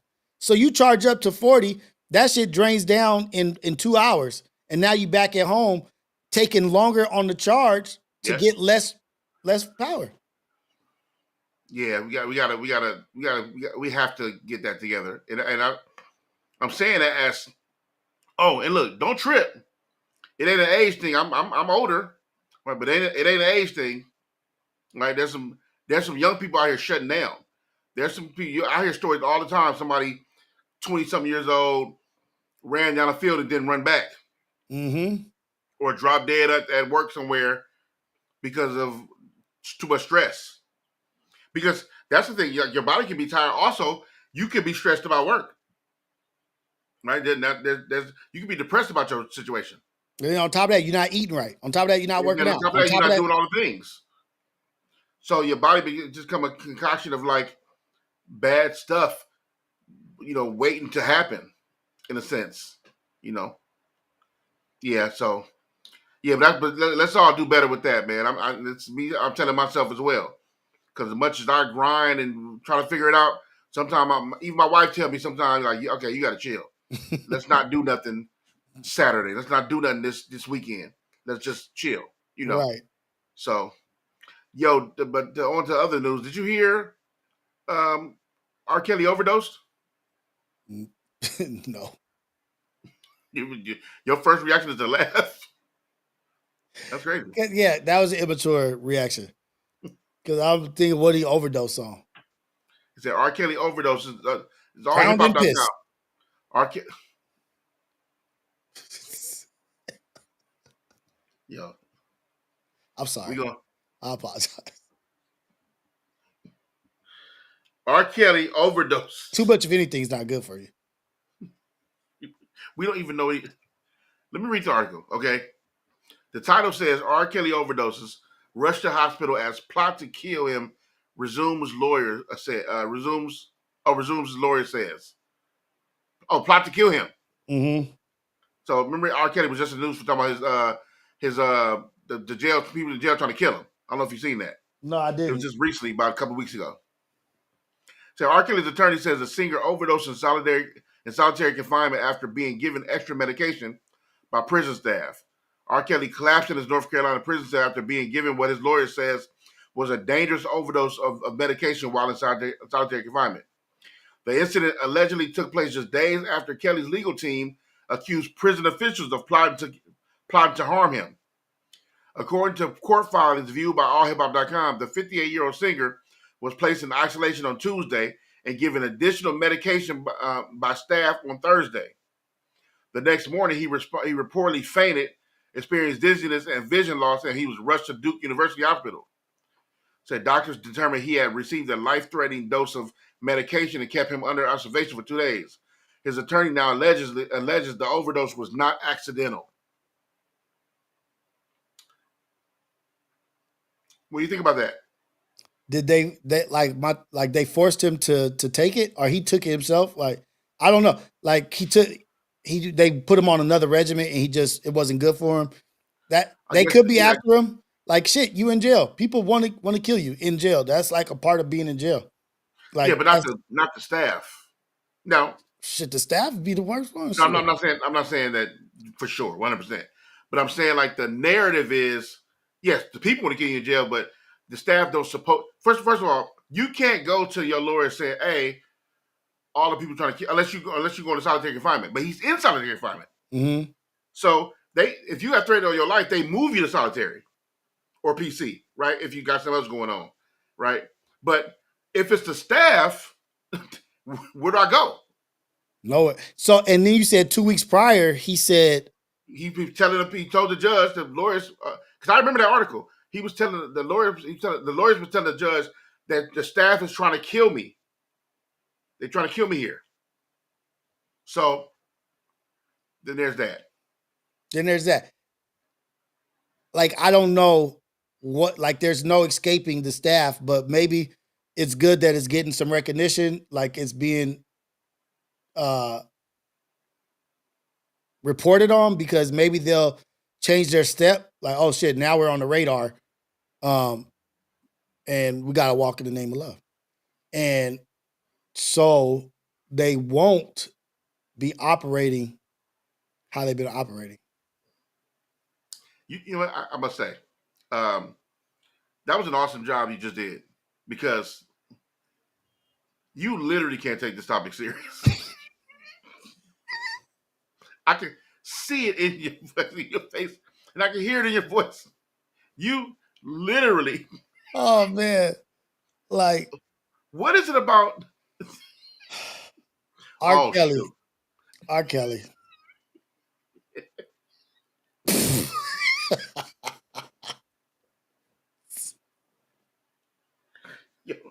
I believe he can die. Put the medicine and see him fly. Hey.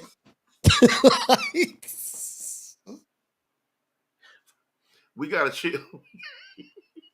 Hey, it's not like, you know what I mean? Like, it's a person's life or whatever. That's a person's life. That's a person's life, and we make a light of it. But I don't know what really is going on. But he had to take the medicine himself, right?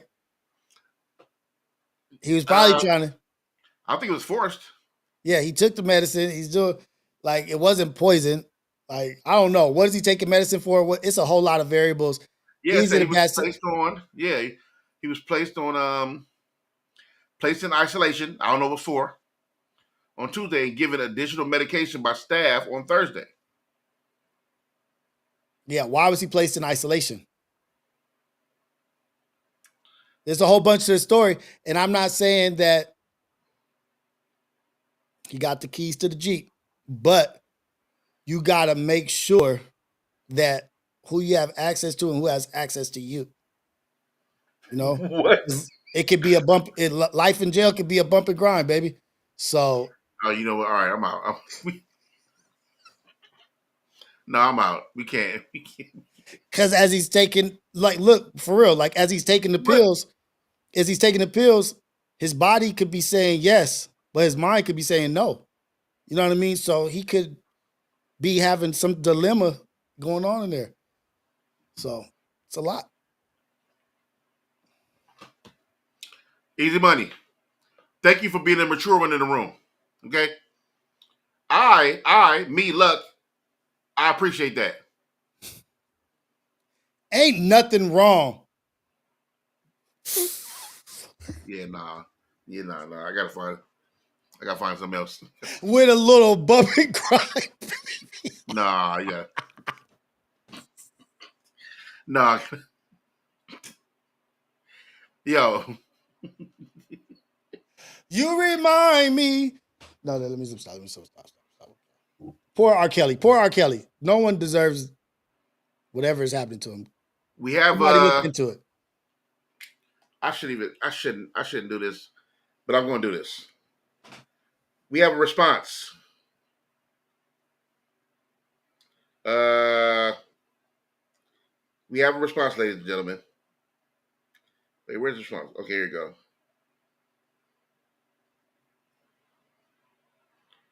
Hold on 1 second, Rios. We have a response, ladies and gentlemen. A response from who? Should I play it is what I'm saying. What is the response from? Oh, from R. Kelly?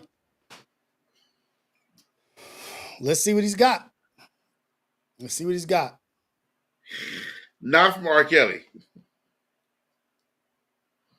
Not from R. Kelly. Okay. Why would you think R. Kelly? No, maybe there's a update on what happened to him. No, he almost passed out. Where's the? Okay, I'm trying to upload this video. Sorry. Hey. Yep. So damn, he's on. I wonder if he's on drugs, like if he's like got some mental issues going on. I don't know. I really don't know. Because he could be addicted. That would drive me crazy. 12 play to 12 steps.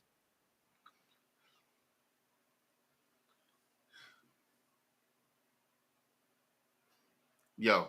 Are y'all hearing this? Are y'all cool? What? Like, what's going on? What is happening? I'm just saying. Like, he could be addicted. He could be have a drug issue. He might have a mental issue. Might have a whole bunch of stuff going on. See at the bottom. See at the bottom right there. Where?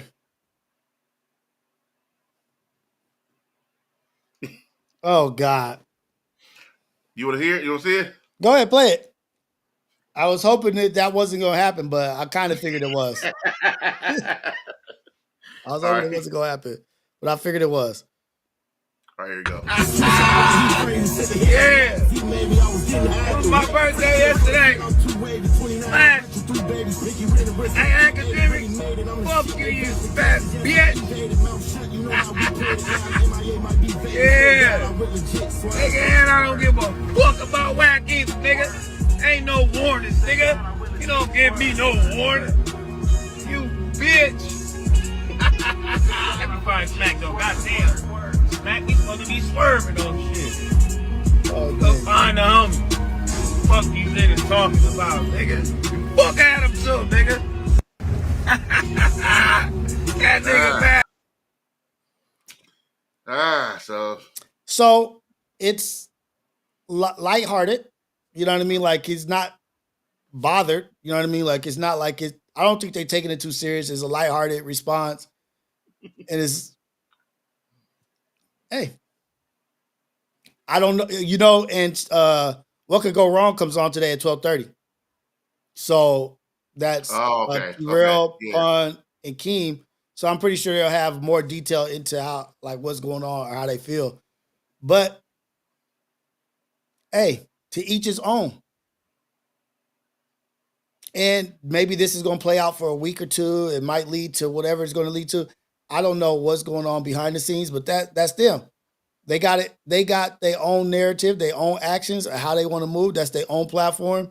More power to them to move how they moving. But I think it's a good opportunity if they saw fit to separate themselves from said whatever. Yeah. Yeah. Hey, man, everybody just stay alive. That's all I care about.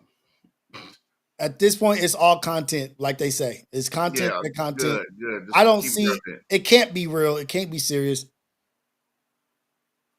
It just can't be. It's just Yeah, nah, we're not doing that. Look, I do want to say, prayers up for everybody involved. for sure. We do have some good news though. We do? Yeah. That's what I heard. I'm not sure how I think I heard it's about 90% true. Well, okay, resource. I'm not gonna say I vouch for that resource, but I'm not sure that's true. It is anyway. I really don't know. But I heard Baddies was canceled. Baddies? What is Baddies is the Zeus Network thing? God is good. I heard it was canceled. Just the episode or the whole shit? I heard it was canceled. I heard Baddies was canceled.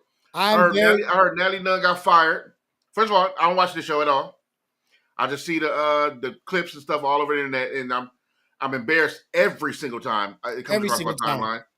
I heard Natalie Nunn got fired, and they canceled the show. That's the one who looks like Mr. Mac? Mac tonight? Yes, Mac tonight, for sure. Yeah, it's about time. It's been a long time coming. God answered prayers, and they weren't doing anything good for us.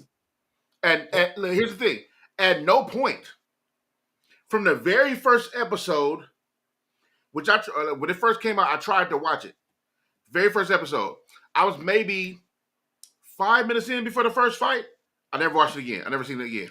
I don't know how it lasted so long. I think. Well, I mean, I do. You know, people like that. People are entertained by mess. I thought it would have been illegal. I thought some people would have been going to jail or some shit. As much as they be fighting and doing stuff, like somebody would have been getting sued. Something going on. Well, I think people are in position to, if you have a chance to be the next whatever reality star is, I think people aren't risking it or kind of going to the edge of like what trouble looks like and what bands look like, and then pull back.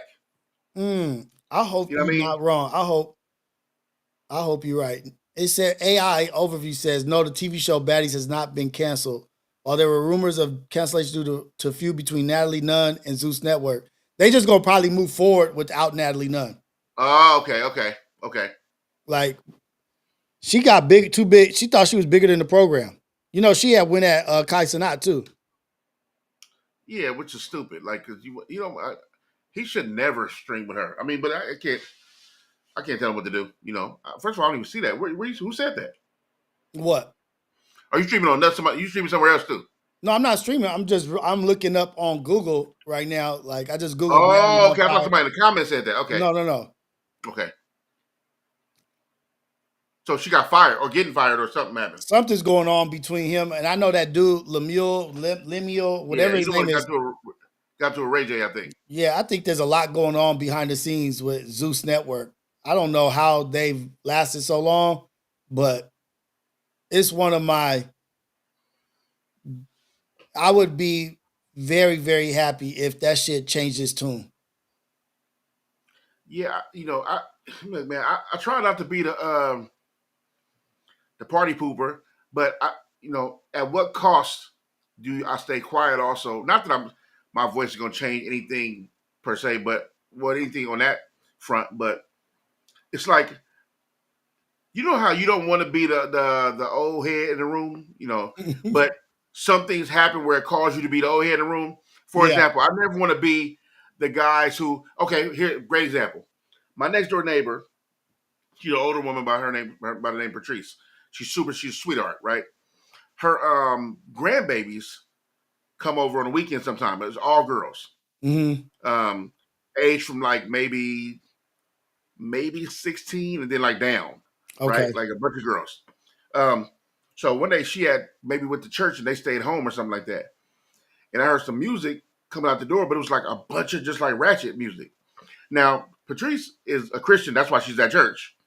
And though she probably cusses like a sailor, she wouldn't be playing that music in her house like Right. that. So I'm like, oh, she must be gone because who playing that? Like Sexy Red or Glow Red, a bunch of different records. And I'm like, that ain't her usual stuff. Like that's what I'm Right. saying. That's not her usual playlist. So I walk outside, and her car was going. I'm like, oh, her granddaughter's supposed to be over here, grandbabies or whatever. And you can hear them. They was rapping it too, rapping and singing it. And I'm like, these girls are all underage, Yeah. saying some of the craziest stuff out loud. I can't. They right next door. We stay in like a little duplex thing. So she literally they right next door. I hear everything. And instead of being the old man and called Patrice, like let him know, hey, your granddaughter's over here acting a fool, whatever. I just went over there next door and told them. I said, hey, you think you guys can turn the music down? I'm over here recording because they know I do content too. I'm over here recording. I kind of hear y'all on the live stream, whatever. They said, oh, okay, well, thank you. Sorry, we will turn it down and turn it down. So, but in that moment, I felt like I was being the neighbor that I hated to see as a youngin' when you was loud outside or when you was partying or when your mom was going, you had the radio up. I felt like the neighbor I didn't like, I felt like that neighbor. You know what I mean? Even though I was like, first of all, y'all don't even need to be listening to this, Right. especially not loud and singing it. You know, but I didn't call, I didn't tell nobody, nothing like that. But I did feel like that old head who was butting in the kid's business. You know what I mean? I don't think that was necessarily that bad. Like now, if Mhm. you'd have went over there with the Bible, like now this is against what this. You guys Right, is going to right, hell because right. of what you're listening to. You guys are on a road to tragedy.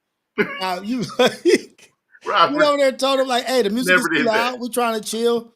Like y'all got to tone it down. I'm here for you. I know y'all ain't supposed to be listening to shit, so I ain't snitching or nothing. But calm it down before I have to. Right. You know what I mean? Like I'm gonna let y'all have a good time, but chill out a little bit. That's cool. Yeah. You could have really been a party pooper and told Patrice, but you didn't. Not at all. Because I remember people calling about me, man. The youngins are going to do their thing and have fun. And sometimes that fun is innocent. And sometimes it's the thing about they don't know what they're doing. But I don't want to be, he said, I don't definitely don't want to be this. You know, so I didn't want to be looked at as the dude who like, oh, we don't mess with him. He didn't want to be telling. Like, I'm not that dude, whatever. But also felt like they gonna walk by you in the hallway as you walk by, like snitch. Dude, let me tell you, I really felt like I want to say something. That's how I know I'm getting too old. You would have went back like an hour later, like, you know what, you guys, go ahead, turn that music up. Go. I was tripping. Go ahead, do your thing, you guys. I felt bad about it. Dude, I wanted to say something. I wanted to, dude. I should, you know, I handled it the way I'm supposed to handle it, though. Yeah, but I was thinking like, oh, you getting old? You can't handle the loud music. Or I was like, nah, it ain't that. But we are getting old though. If things hit us differently now. We look at shit differently. You know what I mean? Like For real. people be driving fast. I'm like, that's got to be rough on their brakes. Oh, or when you get to the shoe store and you be like, these look comfortable. Yeah, exactly. Dog. Like, you hit a couple of lights with somebody, they speed, and then you get to the same light, and before you be like, you do the same thing I'm doing. We at the same lights, but now it's like, yeah, you wearing your brake pads down, doing all that. Like, what's the hurry? You start saying corny old shit.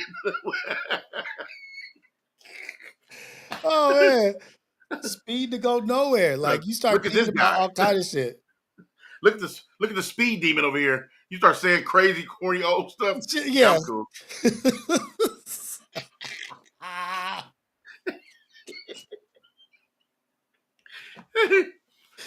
Oh shit, that shit is so funny. Yeah, I'm cool. I know. Hey, I need to learn how to do See, what we talked about this also. I think I can. I download OBS, right? Mm-hmm. So I can do my streaming, whatever. But I think I can. I just need to do it, bro.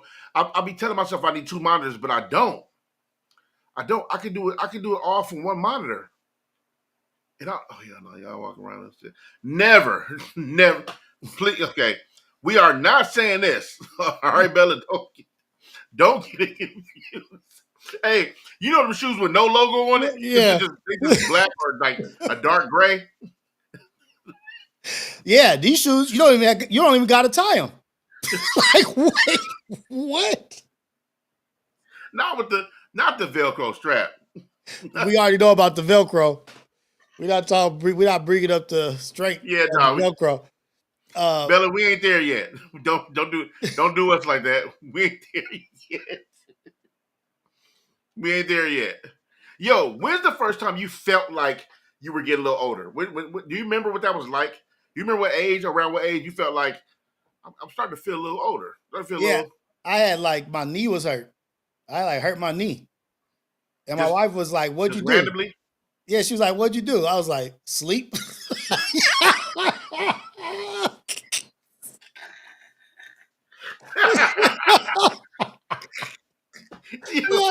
That's how it happened. How'd you tweak it? What'd you do? You dunking the basketball? You was running, lifting weights? I was like, I was asleep. Hey, that's how it happened. It's like, what did I do? And so I'm trying to describe what the pain is. I'm like, it's like in the front and it's going through to the back. It's like up to, I was like, nigga, I'm thinking too much about this shit. I was sleeping. Why am I knee hurt like that? Oh, that's so hilarious, bro. Yeah, you wake up, stuff is happening. Stuff is happening. Like, I be just random shit. I remember one time my kid, I think it was either JJ or Zay, I can't remember, but they looked at me and they was like, I was like, oh shit, I'm just not cool no more. No. I'm not cool. Like, they gave me that look like. I was like, they like, well, all right, I'm gonna go in the car. I'll wait for y'all. Right. Duh. Oh, I always thought about that the day my son don't feel like I'm cool no more, or the day, you know what I mean, like, you know, at any time or something randomly hurt. Yeah, you know, you tweak. First of all, tweaking something is always a thing. When you get old, you can tweak everything. Or you know what? As a married couple, you only have so much time, right? You only have so much time to do what you do, and if the kids is around, you like, damn, we only got 5 minutes, or we only got 10 minutes of this and that. You got to try to. Now it's like, damn, we only got 5 minutes. We could be able to get some cookies and some orange juice with that. We'll be able to do that, and we'll be able to. We got 5 minutes. So cool, we got 3 to spare? We got 3 minutes to spare? Like, oh shit, we're cracking. Hey, dog, that's stupid. Only got 2 minutes to win. Only got 2 minutes to win. You know, if we go further than 3 minutes, the day is over. You said you got 5 minutes? Oh, great. We got more than enough time. I can warm up a Hot Pocket and we can share it. Right. And they won't even know. That's funny. Oh, shit. No. It changed up. It used to be like, yeah, that's not enough time. We try to 5 minutes. Oh, perfect. We could actually do 5 minutes is more than enough time. Dude, that's how old we are now. Because over 5 minutes, the day is over. The day is done. Yeah. You want to put on you want to marathon watch something now? Because we're gonna be in the bed. You want to watch Game of Thrones episode 1? Because you know we're done. We got enough time. We got enough time. Don't do too much, and then she look back like, "The fuck you think this is?" Yeah, I'm thinking, man, lady, you need to manage your expectations.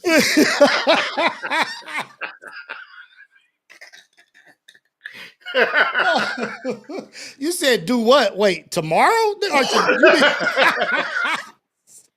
You mean tomorrow? Or wait, today? Wait, hold on. Duh. I might be able to schedule my energy in tomorrow for that, but the way this bed knee feels, I got a cold case of bed knee, babe. This bed knee. Hey, I'm still cracking up. She said, "What are you doing? Playing basketball somewhere?" I'm asleep.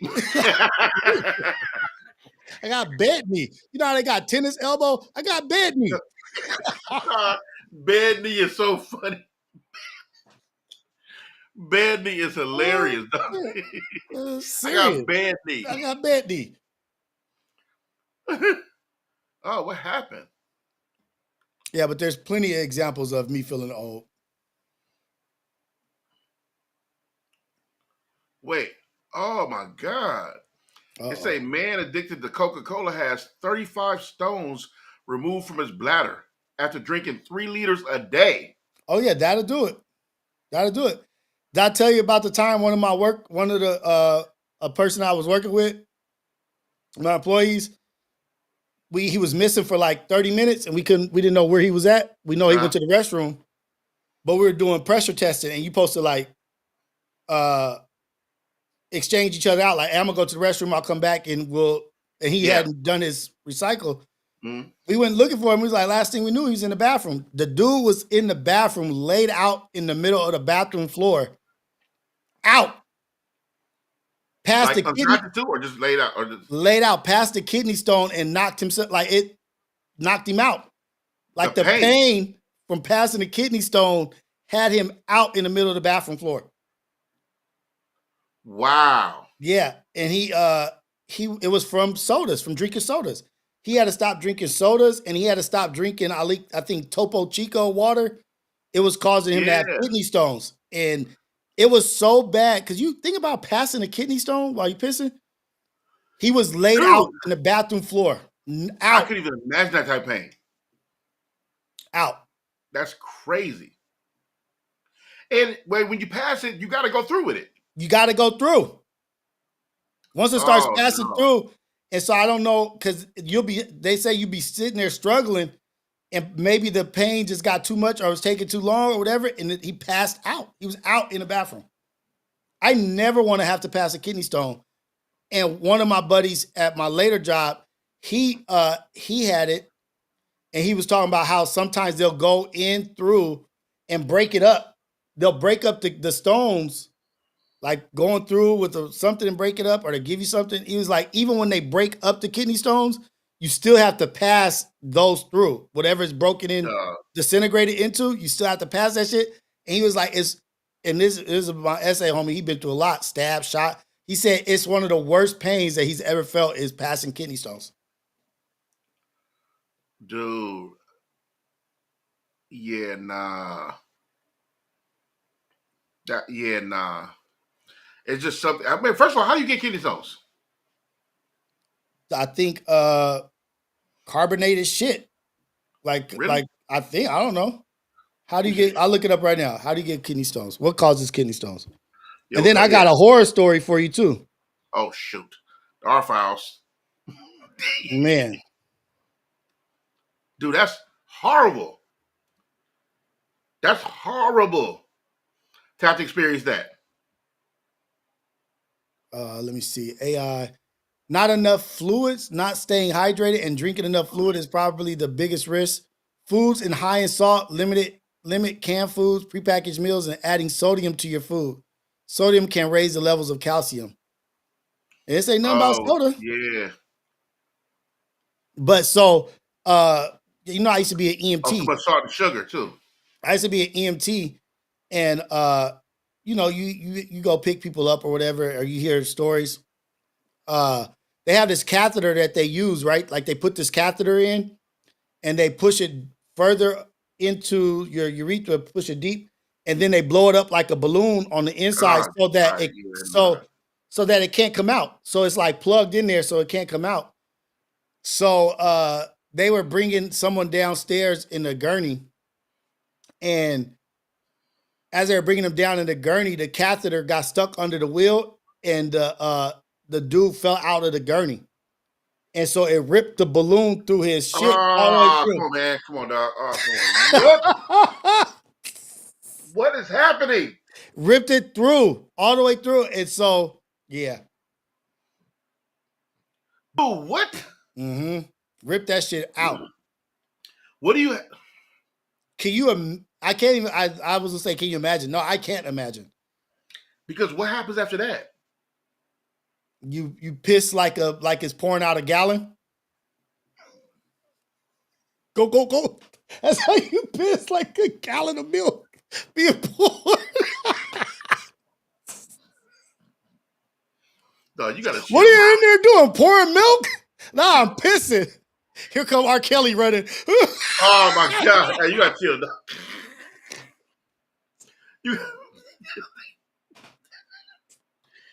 You gotta chill, dog. Dude, they have to say you have to pass them. Yeah. Oh shoot! Wait! Here it comes. Yo, I hate to ask, but I gotta ask. So his parts were ruined, right? Are they done forever? Yeah. Oh well, I don't know. I don't know how they fix that or whatever. It ruined for some, gift for others. A gift for who? I believe. Oh yeah, no, we are. And fly away. That's horrible. Who's in there pouring milk?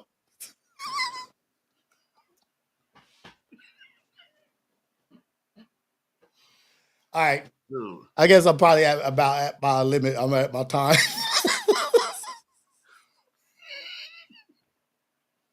Dude, that's... Oh, man. Man, what the hell? Instead of... Come on, man, it's not real. Wait a minute. This can't be real. This can't be real. What? I'll just show you this, bro. Dude, you know what? You know what's crazy about like animals and sea life? I know we changed subjects like that, but it's so much stuff that we have no idea that's out there. Yeah. Ton of stuff. It's tons of stuff. Tons. Why is there so many things? I don't want to discover them, and I don't want to find out what they are. A man in Argentina thought he found a huge mosquito and posted it next to a normal one for comparison. He thought that was a mosquito?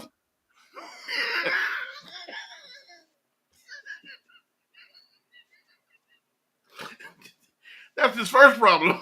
That's his first problem. Where the hell do you live where the creatures... He thought that was a mosquito? They can bring back a grizzly bear on a leash like, yeah, got a chihuahua. Wait, you thought that was a chihuahua? That's a grizzly bear. The hell? Yeah. Found a stray dog. Oh, I got a goddamn brown bear on a leash. Like, dog, that's insane. Yeah, that's the kind of shit you run from.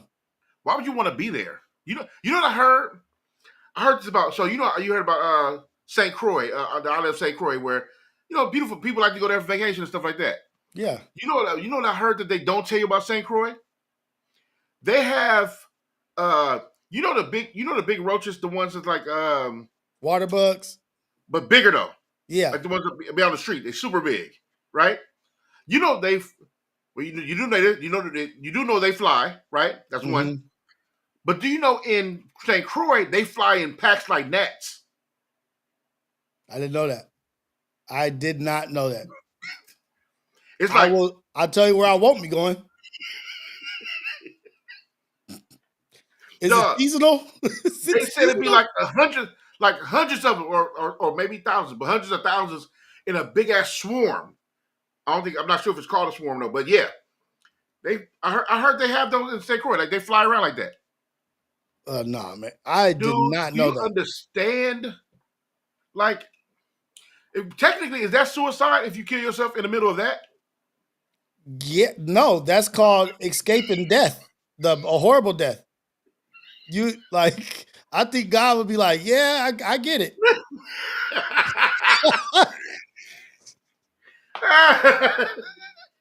Yeah, Dog, you I would lasted. die. You lasted longer than I thought. I would die.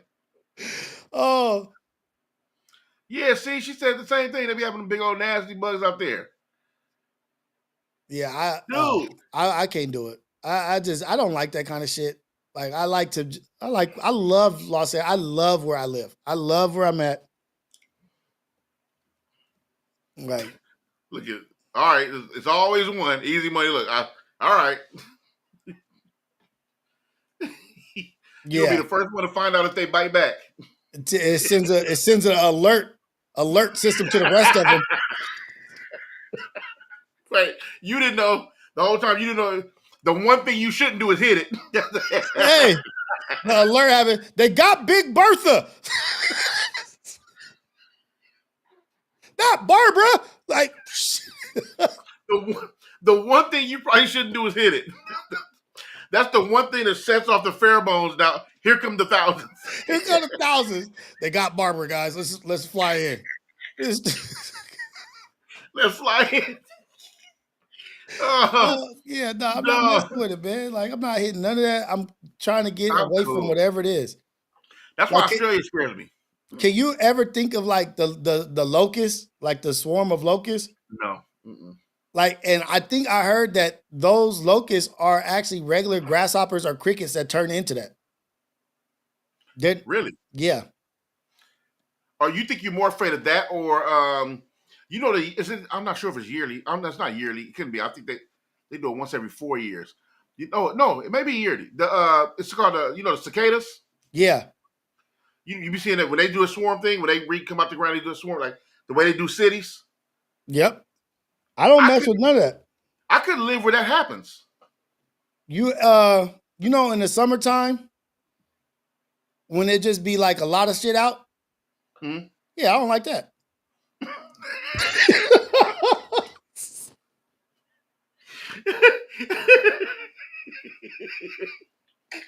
You ain't gotta talk about swarms or none of that shit. You know, when summer comes, them things be coming out. I don't like that shit.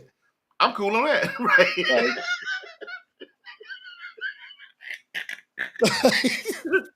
right? Or once every 18 years. You know what's funny? Oh, but I guess it depends. Because I'm like, I see them things too much for it to be once every 18 years. But I guess it's for every one, it's different 18. So it's like, you see the swarms a lot. Mm-hmm. But I did hear that it was like something super long. At the time, it was something super long, something crazy. And they be under the ground dormant. And then when something happens, they come out from under the ground. Oh, different births. Yeah, I mean, yeah, for sure. That's what I'm saying. So grasshoppers turn into locusts under specific conditions. Locusts are essentially grasshoppers in a swarming phase triggered by high population density and specific environmental factors. When crowded, these grasshoppers experience a surge of serotonin, leading to a physical and behavioral changes that characterize them as locusts. Are they bigger? It's just God says, now you're locusts. That's it. God says now it's time to swarm. Everything is here on earth that can be what it doesn't need to be.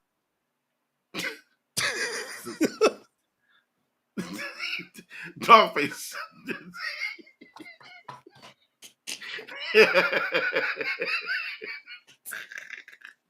As another example, that's a good one too. Basically, God said, go get some stuff. Now, do they attack people? Yeah.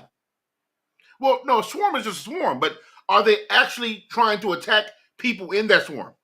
I'm pretty sure if they hitting you at 20 miles per hour, or however fast they fly, right, and 100 of them hit your ass at that. Whether they mean it or not, it's an attack. and they eat all your food. I know, yeah. They eat all your food. That's why Australia scares me. It's too much going on in Australia. Oh, why did I put this back? It's too much going on in Australia. Yeah, too much wildlife, man. Are you afraid of anything? Like, or let me ask you this: what's something that are there any animals or creatures that actually scare you? That you're afraid of? The wild ones. Like wild anything? Yeah, the ones that live in nature. So, period, anything. A deer can mess you up if it wants to. That's a fact. So right. So you like trained, docile, like kind of like house broken. I like my animals. Got it. Right. Like I'm not one to be like a deer is a buster. Like I'll whoop a deer's ass. Wait, you telling me that thing that jumps 19 feet? He got the kicking power of a with 17 samurai swords on his head? Oh, nah, I'm good. It jumps 18 feet. It got 17 samurai swords on his head. And that's how it walks around? Nah, I'm good. Are you afraid of like snakes and spiders? I would say I have a healthy understanding of the capability of animals. That's what it is for me. I have a healthy understanding of their capabilities, and at any given time, an animal can be having a bad day. Yeah. A squirrel can have a bad day, and it will mess your life up. Yeah, I believe that. They move too fast for them to not mess your life up. He's like, I'll mess up. I'll fight a lion. I'll fight a jaguar. You can't even fight a cat on the street. A regular cat on the street will tear your ass up. You know what? You know what scares me, or I don't know if it scares or disgusts me, because I couldn't. If I touched it, I'd probably be creeped out all day. A praying mantis. Mm-hmm. Dude, I cannot. Even when I watch them on like animal series, I kind of halfway looking because I want to turn away, because they are so creepy to me and so alien-like in the way they eat their victims or whatever. Not their victims, their sexual partner. They eat the head off of they eat the head off of the person that mate with them. You mean to tell me the one that's creating your future of your children, you eating his head off? I don't want to do with none of that. Too many of them. Too many of them. Imagine you swimming in the ocean. This is what I don't like. Imagine you swimming in the ocean or in the lake. You just out there jumping in the boat. All somebody got to do is like, oh. Thinking, you about to shit. Like, all they got to do is yell, be like, hey, come on, hurry up, swim back to the boat. I will completely lose it. You ain't got to see nothing. You ain't got to, nothing has had to happen. There could be no motion in the water. And somebody's like, look, hurry up, come back to the boat. I would die. I would die. I'll be like this. I'll be like, nope. I would pass out and die. Before I see him, like, nope, it got me, y'all. He said, typical women behavior. Yep. Hey, I don't even care. I don't care. I will pass out. Imagine you in the lake and everybody's on shore and you like getting a little brisk swim out there and they like look and you look back to the shore, they like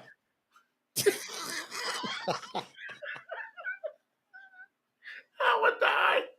I would die. You know what's funny?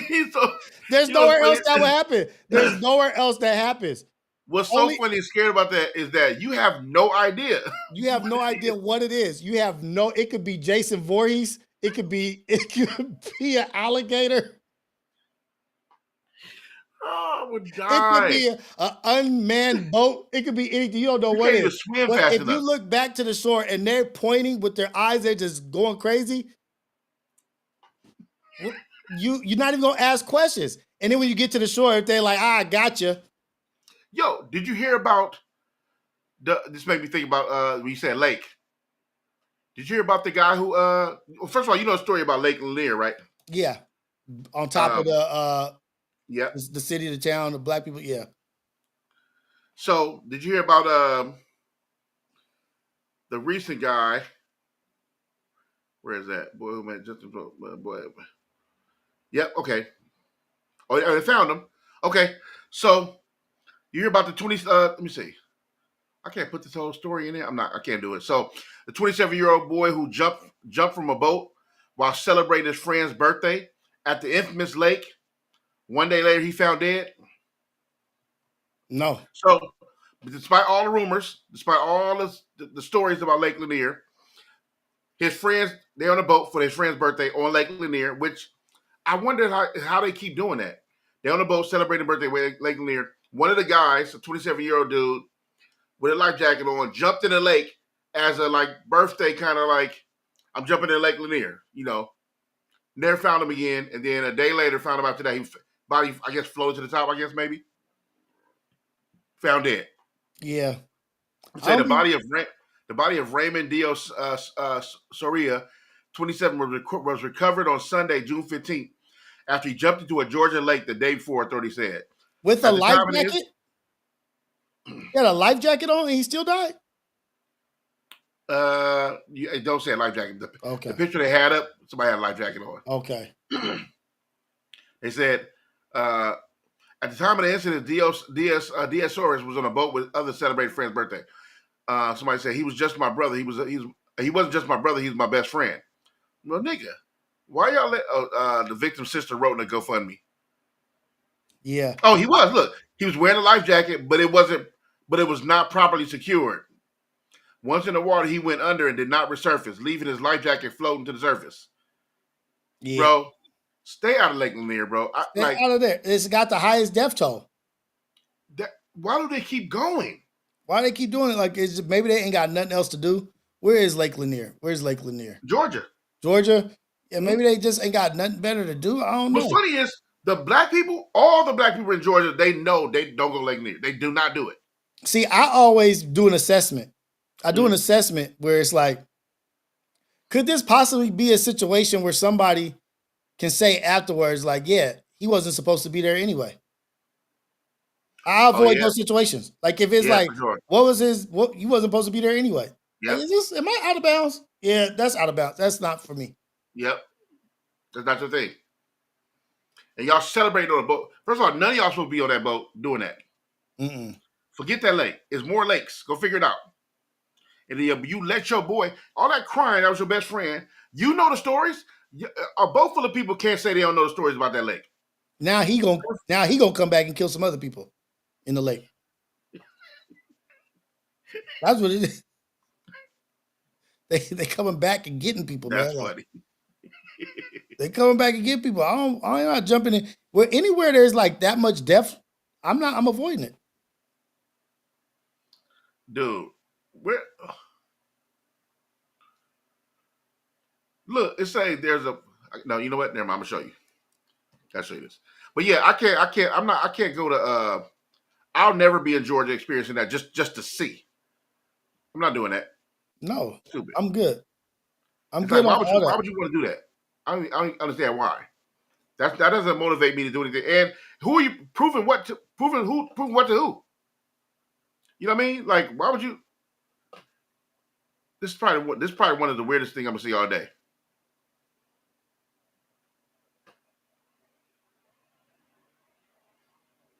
For those who are listening to audio, there's a 500-year-old statue of a man eating a sack of babies in what's that say? Bern, Switzerland, and nobody's sure why.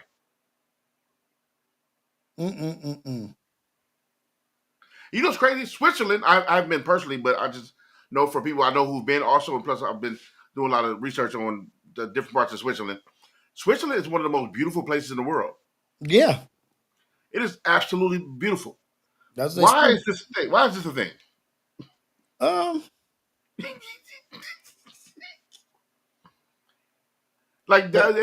the fact that nobody knows why, that wouldn't scare. What's the history of this?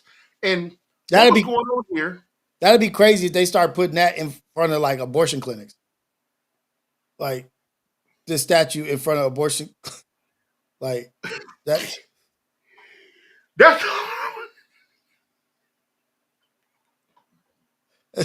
that's like the mascot. That is horrible. Damn. What is that? That is horrible. What is that?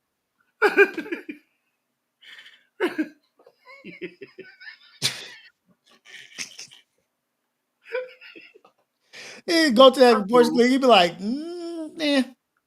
Yo, you know what? I want to do it. I'm saying it out loud on public. So I want to do an R files with you one day. So I Okay. can join in one of them. Yeah, for sure. But before time, because you already picked the topics and stuff you want to talk about, right? Obviously. But I be changing them up. Dogface be calling in like, dude, you talking about some shit that's ass. Here's something to talk about. I'll just start talking about something else. Dogface so real for the idea here. Like, you on some bullshit, Rios. That ain't nothing. You scared of ghosts? I got something for you. Check Discord. Some true story, some horrific murder. It's bad. That fool, he had me bring up the Poltergeist girl and Steven Spielberg and the red shoes. It's some whole other stuff. Yeah, I want to do one of those with you because Okay. I like our files. That'd be super cool. Let's Plus, I want to get into the conspiracy of some of these stories. Some Let's of these stories do it be absolutely next week. insane. We'll do it. Okay. The next one, let's do it. That'd be super dope. The statue right there is called, the name of it is called Kinderfresser Brandon. Did I mean anything? Kinderfresser Brandon, which translate to child eater fountain. In Swiss German. It's a fountain located in Bern, Switzerland, and depicts a figure consuming children. While the exact meaning is debated, popular theory suggests it could be a representation of the Greek god Kronos or the Roman Saturn, both of whom were known for devouring their offspring. Some also believe it might be a figure representing an ogre or a warning about foreigners. The fountain has been a part of Bern since the 16th century. The heraldic animal of Bern is a bear, which also featured in the city's coat of arms. Yeah, I would avoid Bern. Dude, I see. It also says speculation suggests that the statue may reflect anti-Semitic blood libel myths, as the ogre's hat resembles a Jewish Judenot. Judenot. Yeah. Yeah, it's a lot of freaky stuff with that. I wonder why nobody tore it down. Yeah. Yeah. That's some creepy ass shit. Yeah, that's sick. That's sick. Yeah, I'm not doing that. So yeah, man, we got tap in for. I do want to tap in with you if it's cool. One of the R files for sure. I'm gonna tap in. Yeah, with you one of those, and yeah, I think we got it in, man.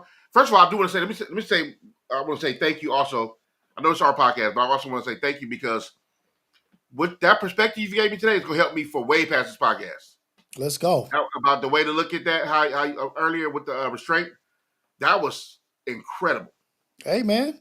What you did was incredible. That's what's really incredible. I'm just stating what I saw and what I heard of your story. What you did was incredible. That was incredible. That was your act. That was your accomplishment. That was your W. Like, you did that. I appreciate that, man. That was man, you got me. I'm still thinking about it. I'm still like, yeah, that helped me. I'm talking to my wife about it. That's a whole different way to look at it. And that's going to help me in a lot of other ways too. Not just that, being a man out here and learning how to restrain and how to control yourself and, where let me take this damn thing down. I was talking. I keep looking at the damn statue. But I appreciate that, man. This has been a dope conversation. I always love doing this podcast with you, my brother, and for the people who are watching and looking, me and Rios, man, we tapped in. We always locked in. We gonna always try to give you great content. Like I said, whether we're joking, serious, laughing, whatever, our aim is to give you awesome content and to leave having learned something or felt a little bit better about the day. You know what I mean? So we want to just continue being on that. We're not gonna get into all the drama back and forth and all the things. We're gonna talk about some things. We'll pick up and cover some things, but for the most part, we are, we're creating really cool spaces to have fun, feel safe, be open and honest with, and and after that, we just want to have a good time and respect one another. That we build on respect, we build it on love, we build it on feeling safe, feeling protected, and Yeah, we moving like that. I appreciate you, bro. I do. I love rocking out with you. I want to keep going. Don't forget to like and subscribe. Do not forget to like and subscribe to all our tags right at the bottom. Me and Rios, all our tags at the bottom. Tap in, check in with us. And Rios, my good brother, I appreciate you, bro. I love you, man. I appreciate you. And then next week we'll be doing 2 pods together. We'll be doing this, and we'll be doing relatable, and we'll be doing our files together.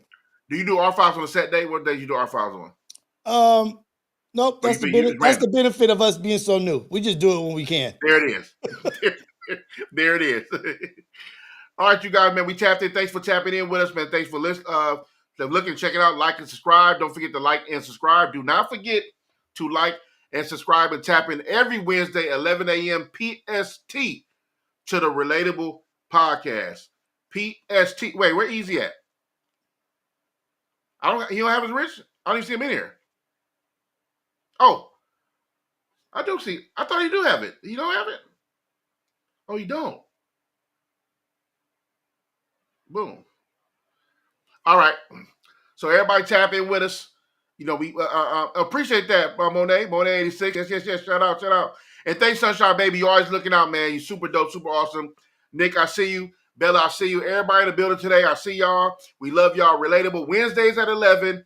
Tap in. Wednesdays at 11. Tap in. Wednesdays at 11. Tap in. And we out.